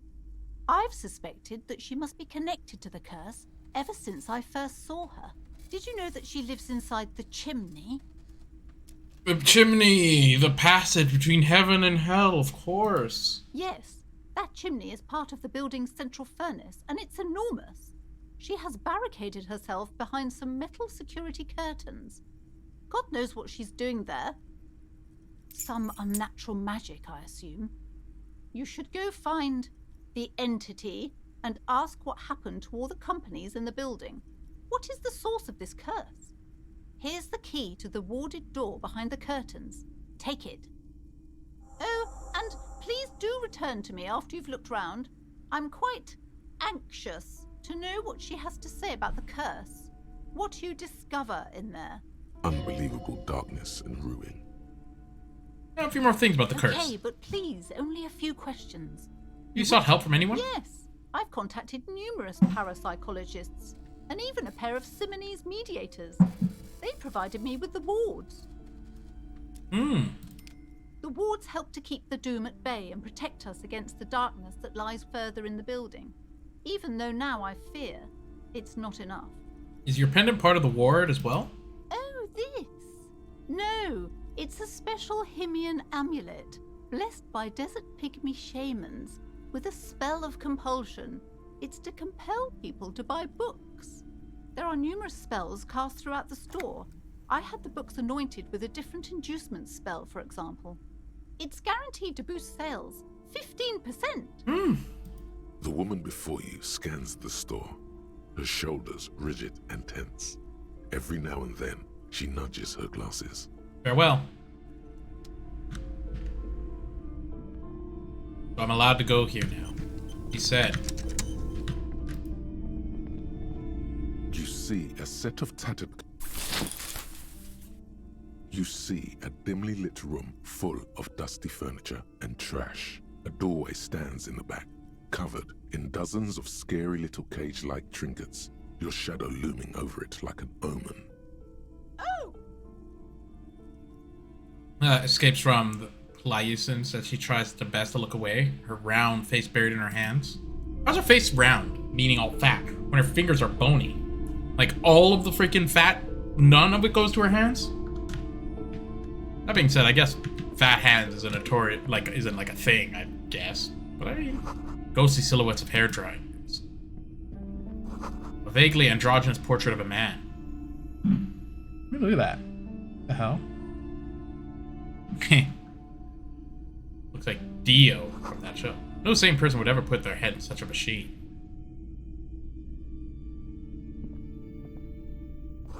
You're looking at that unmanly haircut threatens your masculinity. A heavy door with a missing handle stands before you, covered in dozens, if not hundreds, of little oddly shaped trinkets and charms. It appears to be locked. Unlock door with key. After exerting some force, you manage to turn the key. It's eerily silent. The door slides slightly open, letting a draft of cold air into the room. You feel the tiny hairs on the back of your neck rise up, as if someone's standing right behind you. An uneasy knot forms in the pit of your stomach. What is this feeling? Outside, the wind howls in from across the bay. The building at Rue de Saint-Ghislain stands like a matchbox on its side, with men inside, like little wooden sticks, ready to catch fire. A panicking woman squeezes the pendant around her neck until it leaves a mark inside her palm. A man, a few meters away, stands frozen with a key in his hand. Somewhere inside, a spider is spinning its web. I'm gonna go.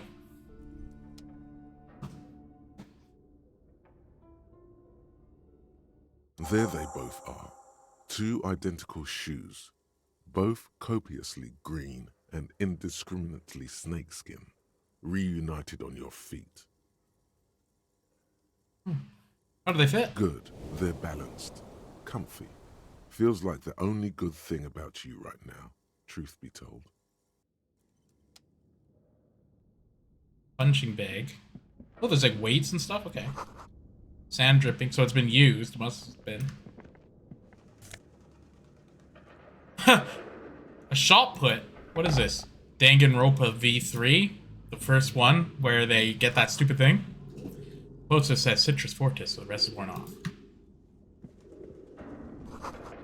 Worn out wall bars, they look unsafe. Pick this up. Pick up the weight. A barbell lies on the floor.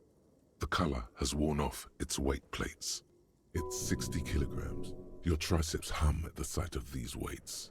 Show the world what kind of beast it's dealing with. Lift them. Why does it feel so familiar?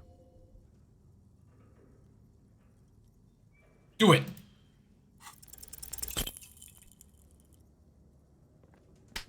I did this 1,000,000 times. Oh no, I hurt myself. I'm weak. You manage to hoist it off the ground, but the barbell feels wobbly and dangerous. Your hands slick with sweat. Turns out you're no beast, just an old man with bad form. God damn it. See? See? This place is cursed.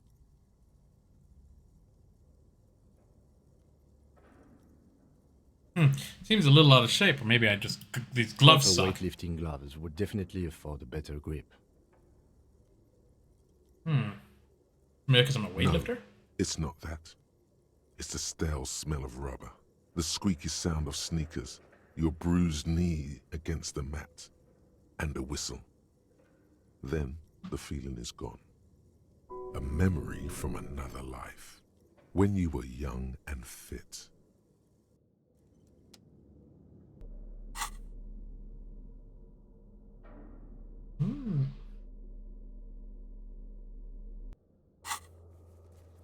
I do need my gun. Keep looking. There's some woman around that has my gun. Where's my gun?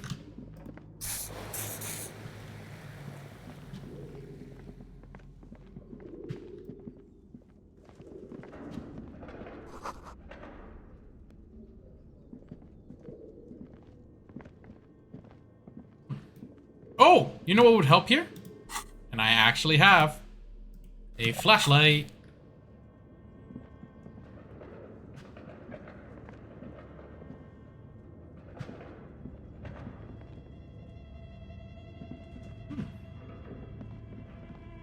Bird.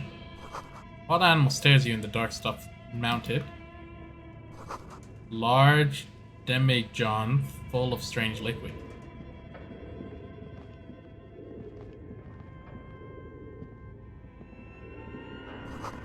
Airship route is covered in spiderwebs. Remainders. Okay.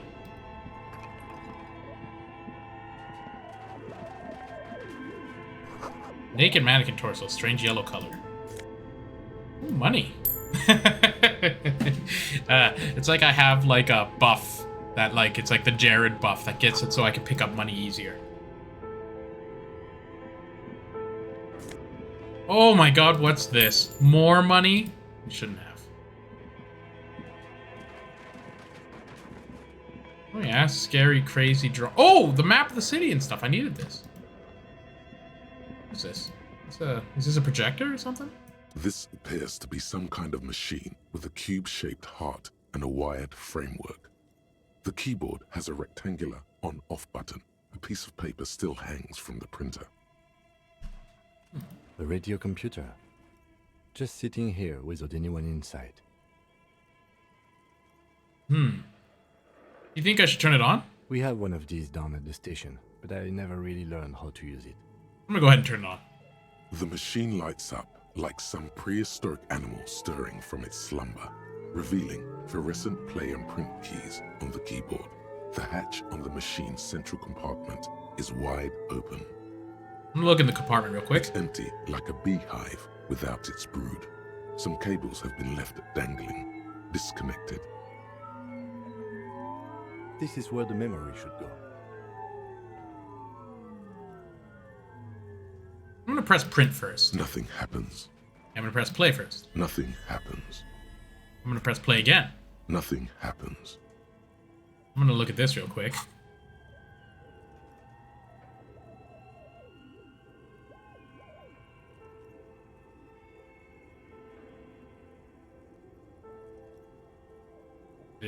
How do I...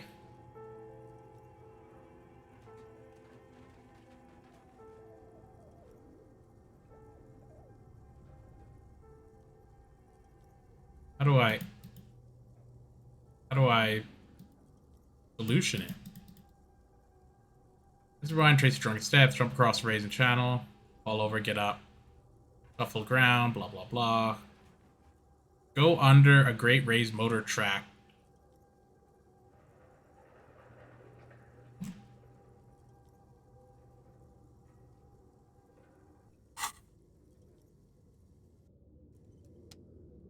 It's because I was in that other thing. Lonesome, long way home. Here we go. Home awaits. Walk past Station 41 and through the market, past the Boogie Street spearhead to the other side of the lake, the frozen eye at the center of the district. Then past the video rental store on the corner. There, at the end of a street lined with pine trees, a small house no larger than a matchbox. 11 Voyager Road. You no longer live there. Those times are gone. And so are those people. Why did you come here? Why are you still here? And where's the dealer? You have to get back to work. That's all you have now. Okay.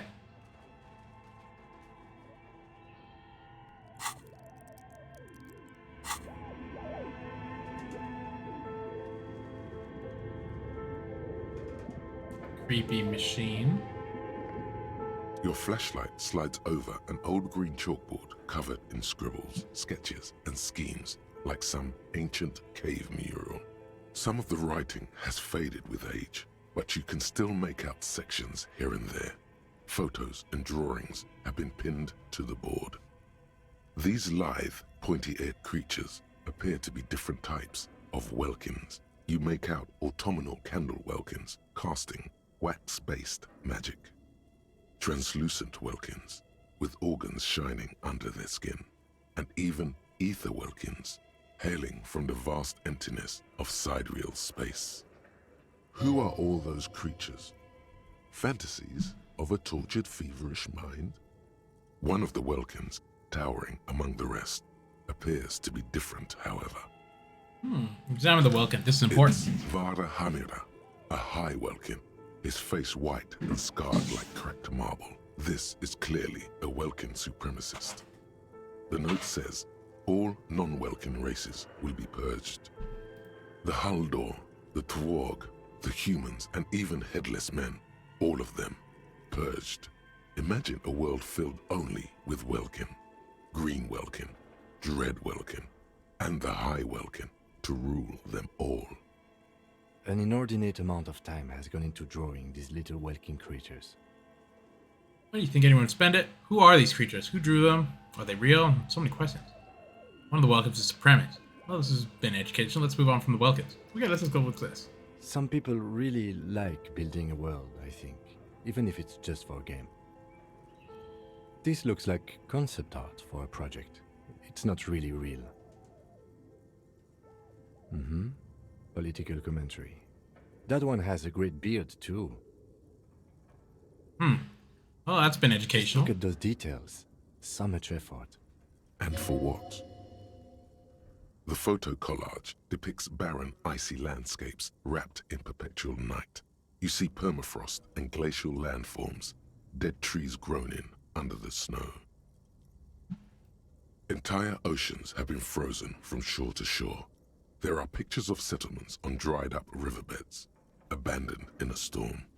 Animal corpses in the dark, carcasses and bones. Albeit dark and cold, this vision also feels cozy in its own way, like eggnog or morphine, a much-needed respite from our own world. A pinned postcard reads, "The heat death scenario, a desperate fight for geothermal energy engulfs the world as Wirral becomes untethered from its sun, drifting through the universe." This is a monthly calendar from the year 50. Cryptic words like sprint, daily minimi, and GPI span the marker-drawn grid. the grand scheme of production and money. Ibrahim, what happened? As time goes on, the numbers in the boxes grow rarer and rarer. The board becomes an empty snowfield in the final days. Only failure and regret dwell in this region. Looks like they didn't make it. A note in the bottom left corner of the chalkboard says, "See the prod schedule filament for details." Wait, I didn't want to leave. Oh, I hate when I misclick. Some of the handwriting is only partly legible, but you can still make out 3 slogans: Call in, Tune Out, Wirral Untethered, and Heat Death of the Universe. Outside, a cold wind wraps the building in its bosom. Snowflakes in the wind. An old woman passes what the locals call the doomed commercial area. She tries hard not to look at the bookstore windows. It's unwise.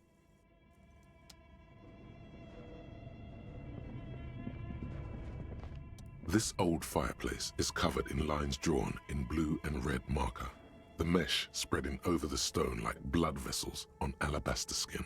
It looks ghostly and strangely ancient. A diagram for summoning some time-forgotten being. The symbols seem very esoteric. Radio frequencies, it seems. UKV 123.6, UKV 123.7, UKV 123.9. Some written notes, too. Sparse and cryptic. Radio frequencies for what? Unclear. It looks like a cardiovascular system split into veins and capillaries. Very advanced. So we're doing some medical here? Must be a elaborate piece of art. Of course. The anatomy of the curse. We're doing some medical, I guess. You think so?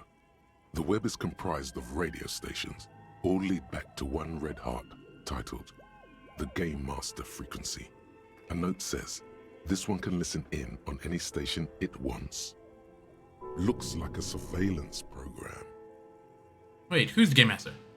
This is the game. Who's playing? Whoever decides to call in to a call-in station, it looks like. All of this is gone, left unrealized. My God. It's as if the less money they had, the more ambitious their project became. Why do you say this? The schedule. I know doom when I see it. The company was running out of funding. What else? Nothing. It's just lines on marble. An echo from times long gone. No one has used the fireplace in ages. Well, hello. Someone seems to have found himself a bottle of alcohol. Here's where the magic happens. Okay, it's 9. What a solid can of mass-produced. Technically, it's after well over temp. Wow. I'm gonna have to open it. There's a satisfying pop as the cap comes off, and the hair on your back rises like an army at attention. You've been here before. Welcome back, detective. You're home now. You see a flash of teeth, a young woman smiling at you near some railway overpass in your ruined past. She is gorgeous, and she is yours. What will the repercussions be if I take a sip? Nothing. Some mental stuff. Nothing to be worried about. Physically, you'll be strong as an ox. Yeah, I'll have a sip. A golden sun melts down your throat. Its rays filling your nostrils with sunshine. Your stomach melts from it into a happy, gooey mess. So does your mind. All the bad things are melting. You're you again. A real cop. A real detective. Incredibly well done. In the bottom right corner of the screen, there's an alcohol button. Alcohol gives +1 to physique skills. Physical instrument, half light, electrochemistry, endurance, pain threshold, and shivers. This is good before rolling a white check, but damages your morale. And remember, from the void we came, and to the void we must return. I did it. Alright. So. I don't even know what I guess Inland Empire has been getting huge. My conceptualizing's bad. What is this? Hold yourself together, keep your morale up. Understand others, works your mirror neurons. I have no rhetoric? Oh, I should bump that up. But let's have unfair. What is this? Connects to Station 41. Understand cop culture.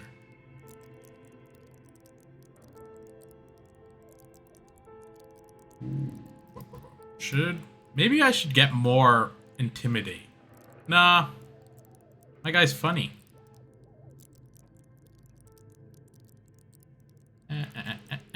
What's interfacing?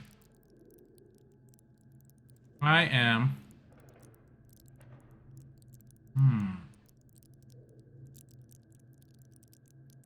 Maybe.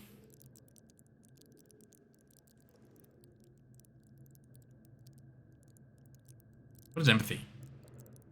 Should I just get more empathy?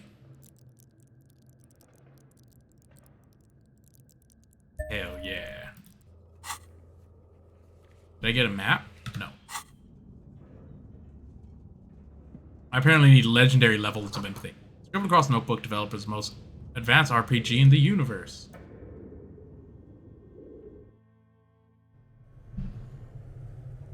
Huh. Oh, this.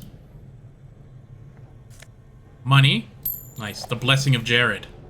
Ooh, big old bear. What's this? You see a terrifying ice bear with a strange compartment in its belly. The door is covered in frost, and the bear's eyes are glowing red. This ice bear is a hyper-carnivore. Be careful.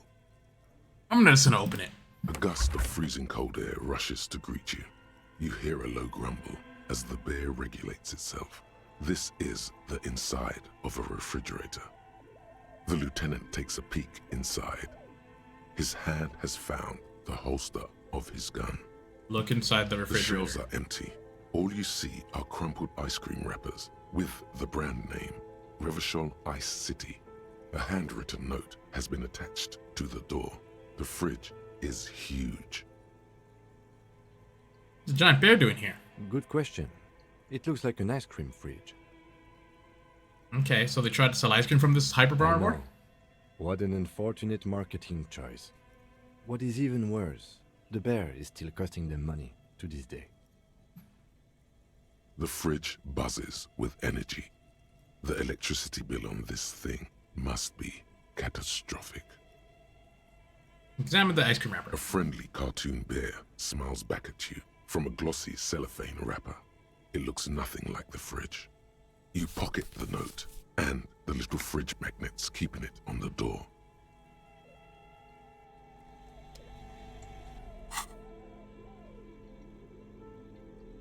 The note is written with a blue pencil on a piece of lined office paper.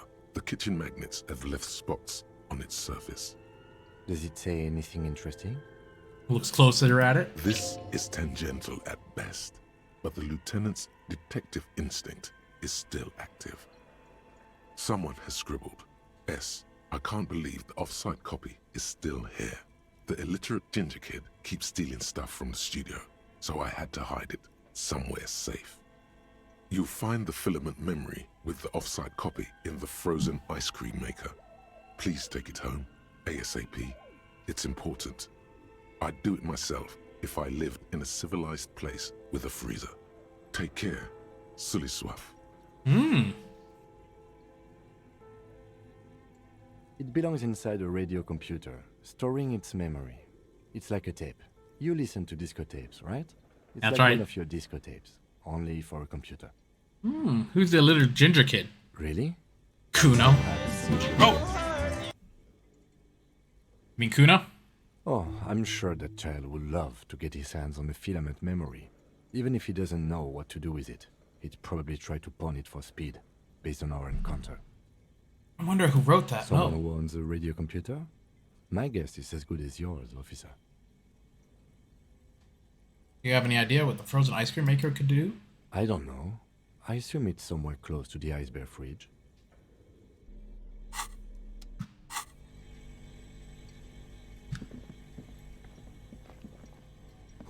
Ice cream maker, defrost and unplug.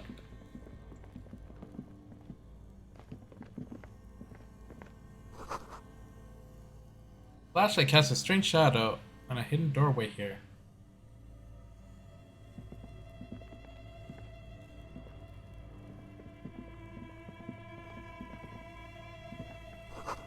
Two rusty rifles are hidden above the piping. They look inoperable. Someone has stuck some busted guns beneath the ceiling. A few bricks have fallen off, revealing a compartment behind the wall. It's too dark to see in. Look in the hole in the wall, shine the light in the hidden compartment. There is, yes. And there also appears to be something inside the hole. Interesting. Do you want to take a look? Okay, I do. Your hand reaches deep into darkness and spiderwebs. Rummaging around, you find rusty rifles hidden away. Inspect them. Most of them are rusty and inoperable, like the rest, but one catches your eye. A bolt-action model with a fine wood stock, in better cosmetic order than the others. Take it. You're a police officer. Police officers carry guns. Yep. That's a rare sight. Seems to no longer be functional, but still a beautiful thing in its own way.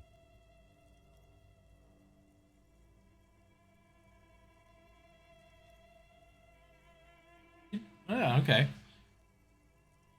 What does this mean? A rifle here? It means there are firearms, albeit inoperable, still lying around in Martinez. It's an interesting coincidence, I would say. Might come in useful in the future. He likes this find. Seems like an old bunker from the revolutionary period. Look at all those rifles.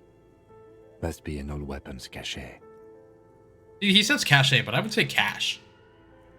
But that could be because I'm anglicizing it.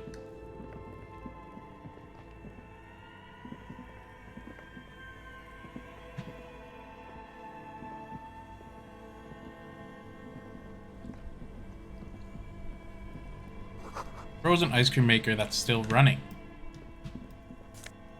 Huh. Don't mind if I do. Two cables are plugged into the breaker box. The red one leads to the ice bear fridge, and the black one to the ice cream maker nearby.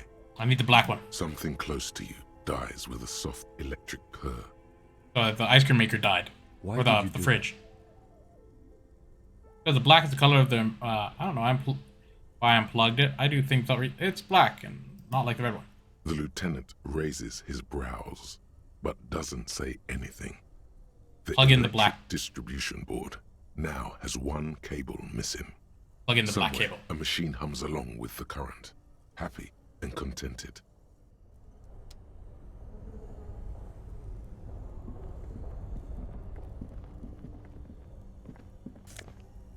Ooh, insane mesh tank top. +1 drama. Whoa. Intercom wires running to the breaker box. Okay.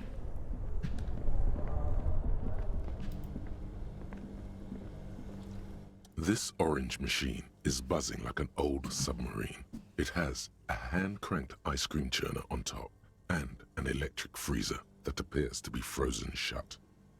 Try to crack open the lid. You slip your fingers under the frozen lid, but the ice is too cold for you to get a good grip. A pry bar would come in handy here. If you want to try again, then you need to have the pry bar in your hand, detective. That makes sense. Equip the pry bar by going to the Tools tab in your inventory. From there, you can equip it to a held slot.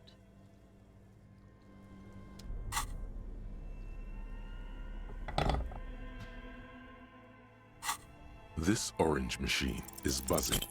The ice squeaks beneath the pry bar. You think you've got the bar jammed in there pretty well, but the lid simply won't budge. What is this? You see the pry bar's metal handle bending right before your very eyes. Yeah, well, that's a good pry bar. I'm not criticizing it, but this ice cream maker is frozen shut. It takes an advanced tool to get it open. Where do we get it? I have no idea, officer. his ice cream maker isn't important enough to requisition a special tool. Sooner or later, you will stumble upon a tool mighty enough. Then we will know what's in this mysterious ice cream maker. Turning the crank feels oddly satisfying, like stirring your childhood dreams. In the distance, you hear water dripping. It's all gone now.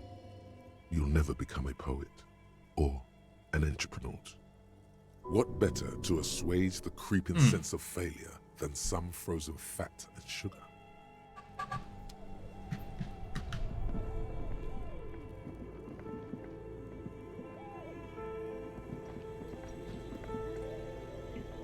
The bear's eyes are still glowing red, watching. Wait, I thought...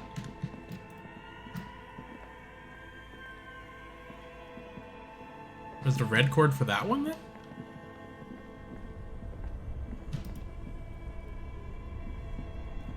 Two cables are plugged in, an electric sizzle. The room is slightly quieter now.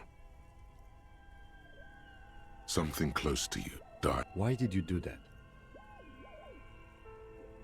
The lieutenant raises his brows. Okay. That help me in any way?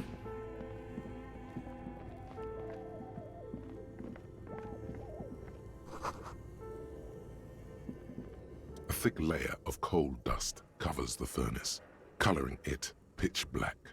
Looks like this furnace has a face, and it's a face of agony. What's it saying? Is it a furnace? Looks like it. Looks like an old central furnace used to heat the building. It's connected to the chimney. No one has used it in ages. No signs of any recent fire. Only dead rats. Look inside. It's dark and grimy here. In the darkness you can hear chatter. It's coming from above. A voice or several voices talking to each other. Near the smoke chamber, upstairs. What are you doing? I'm hearing murdered of the hangman talking. I think he hears people talking upstairs. Really? We should investigate. See if someone's upstairs.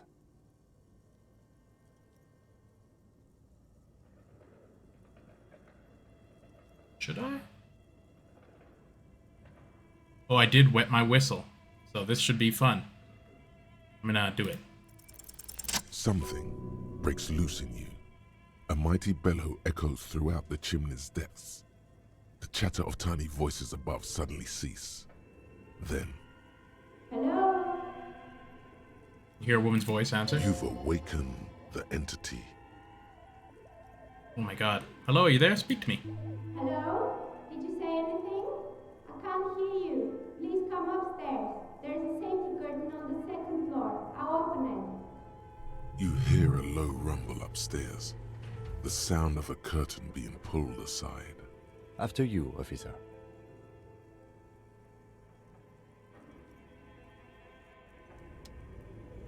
Okay.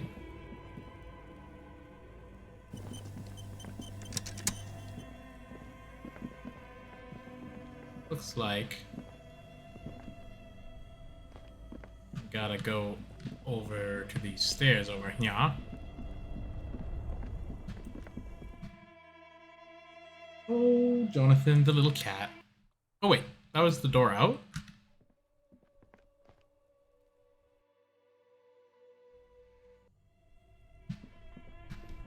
Okay. How do I get to the second floor then?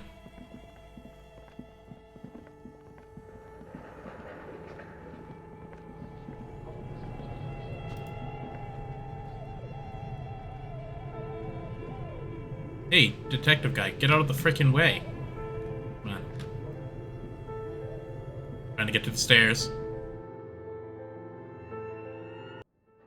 Okay, if I'm on the second floor, I am now.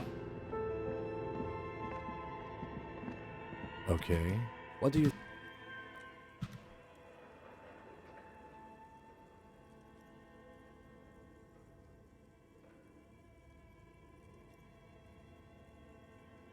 No, that's not it. I think It looks like one of those popular pen and paper role-playing games. Only these people were trying to automate it, make it work on radio computers. Utter madness, he thinks, as a compliment. How do they plan to do this? And this was a role-playing game? Indeed. Those Welkins are a dead giveaway. Role-playing people love that stuff. The world looks like a modified version of the WeWorld board game, with hit death thrown in. What do they plan to do? Through call-in stations. None of the players have to be physically present. Anyone in the world can participate in the game, as long as they have a two-way radio. Then there's the Game Master frequency that listens in on the smaller call-in stations. I think that was supposed to coordinate the stories, functioning as a master of ceremonies of sorts. His fascination has swept aside other concerns for the moment. He's a little hooked. Not to my knowledge. Then we're We done make for. automated games in Grad, Messina, Königstein. You know, places with industry. But I don't think anyone has attempted to create an inter-isolary game before. We just don't have the technology. Anything happened to the company? No idea. They stopped filling out the schedule on the chalkboard. Wow. Indeed, it's ambitious and untethered from reality, but... It'd be insane if they could do it. Especially in here. Okay, let's keep moving.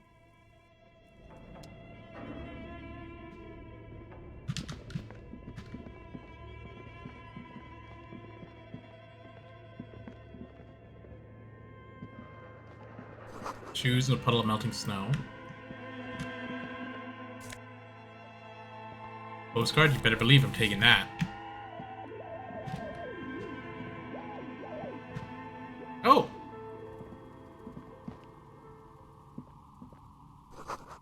Tray full of dice, colorful polyhedron dice, hundreds of them. So there's a bunch of guys playing card games, it looks like. Definitely a guy there. Good.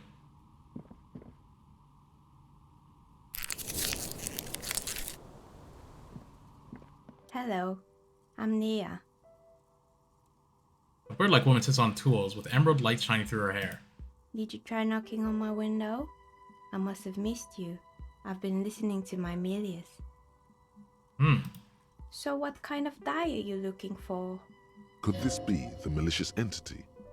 Perhaps it's wise to go along with this masquerade for now.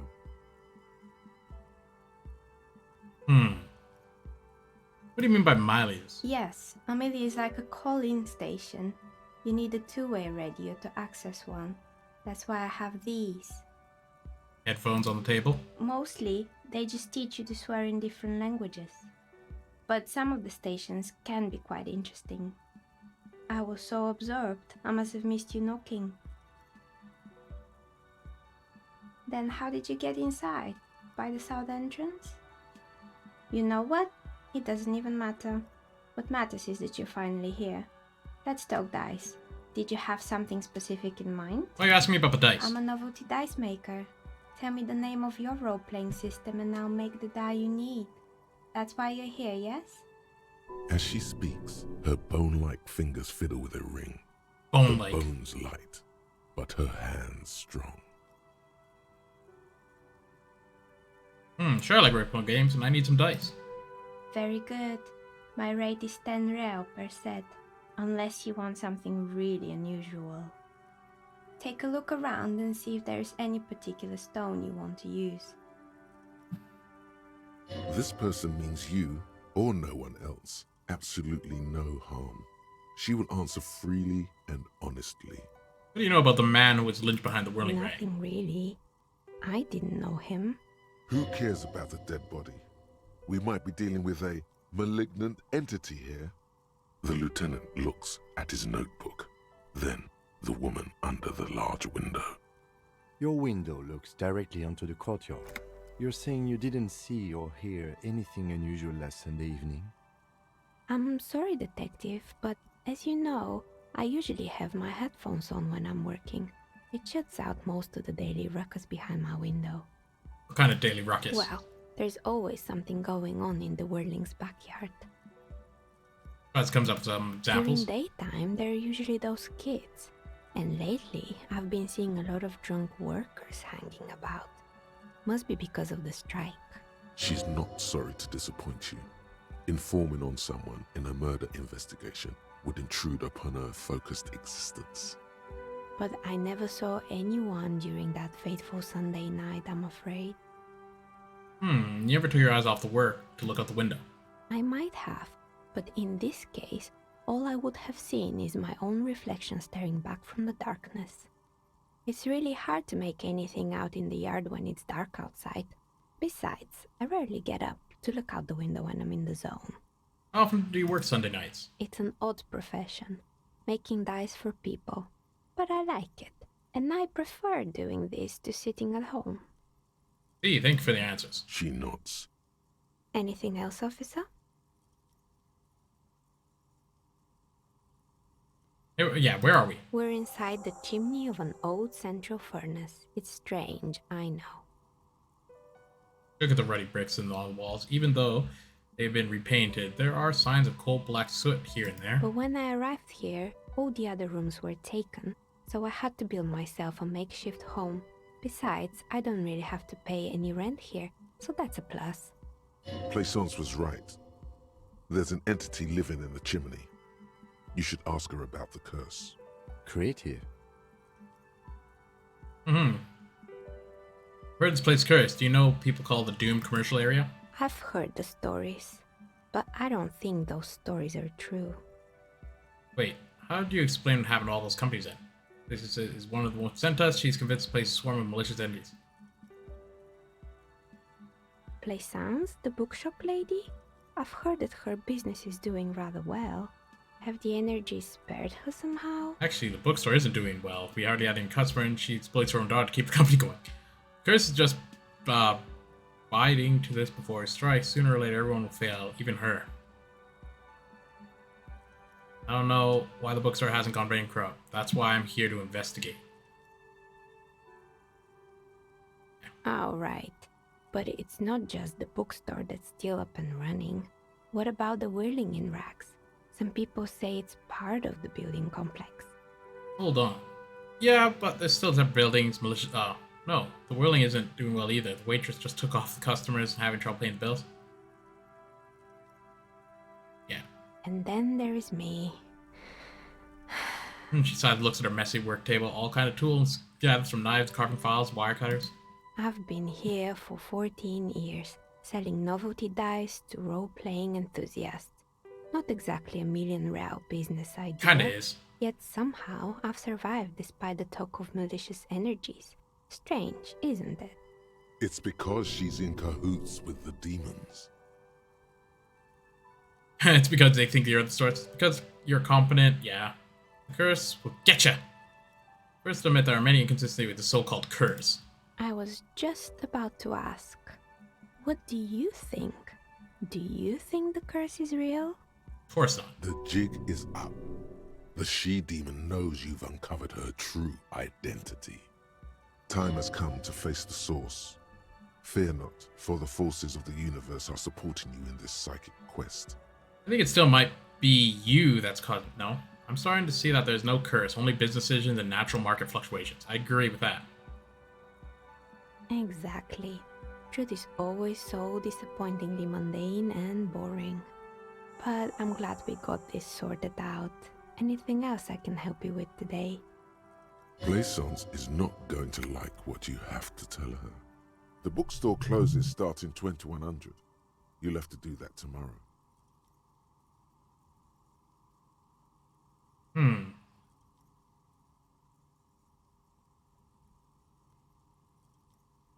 Let's see, do you know what happened to the other tenants? More or less. Are you interested in anyone specific?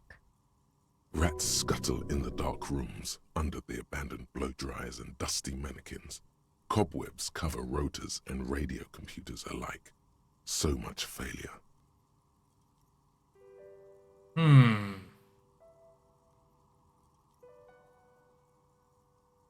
Yeah, I don't care about this. This is just like whatever. Mannequin. Oh, strange machine. Fortress Accident, the radio game studio. She closed her eyes, some remnants of memory lights up in her face. She liked them. They were an interesting bunch. We talked about role-playing systems every now and then. Once, I even saw two of them get into fisticuffs over Wiro. They certainly took their work very seriously, even if they seemed to be chronically liberal with their schedules. What do you mean liberal? The usual. They ran out of money and couldn't get the project done on time. What went wrong? Well, I did hear them talking at times. She looked at the hallway as if she can still hear the chit-chat between the curtain on the cigarette break. They seemed to believe they were historical individuals on some grand quest. When I'd seen the project, did look quite impressive. Yes, but when the money started to run out, they just began to complain a lot about capitalism. You know, how the markets are rigged to keep out new businesses and so on. That's right, damn In capitalism. the end, they just didn't get it done. They didn't have enough willpower to produce something truly historic, and to show up to work on time. She's right. Showing up to work on time is important. Showing up to work on time is hard. No, scratch that. Showing up to work at all is difficult, especially if you've been drinking. That's too bad. I would have supported them. The project, great. Not the wisest decision. You would have lost all your savings. The dice is black and filled with little silvery flakes, like snowfall. Anything else? I have other questions. Good. I hope it clarified things a bit. What else?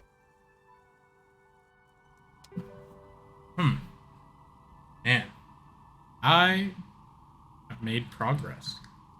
So much progress, in fact.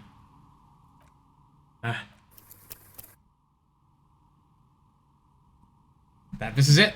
Ugh! Another almost 4 hours. I would power through the last 10 minutes usually. Oh, but I am rather hungry. Wait, I did save. Save. Let's just do it again. Alright. So I saved. Main menu. Yes, sir. And... oh, actually... before I do my wave out, I would love to listen to some sweet, sweet Jacob song. Because it's very applicable to the game. Honestly, this doesn't even feel like a stream. It feels like I'm just playing the game for myself. Which I like. It's fun, but... oh, jeez. Jeez Louise, I have to... so it says my computer's running all this stuff. It just hates loading. Okay, here we go. Let's see if I can get some Jacob song. My favorite part of the entire song is near the end when I go. That's it. It's coming, and I'm gonna do it. Any second now. Get ready. I've been having this problem lately. I love Jacob song. Sorry to hear that. What is it? You can tell me. Is it serious? Yeah. Such a fan. Someone got murdered or something. Really? Do you know what you're gonna do? Yeah, I know what I'm gonna do. I know a guy. I'm gonna get in on it. Get in you. Get in on it.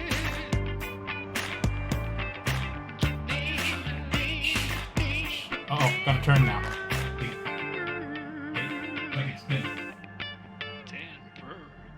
Perfect. Oh, sublime.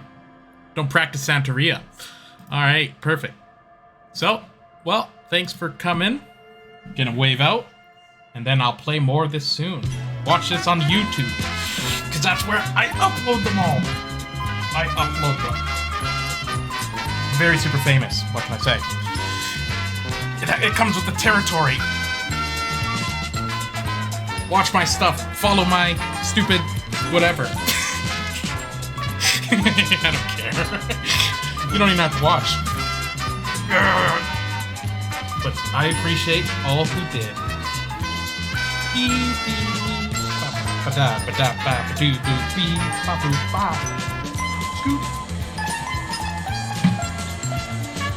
Scoop.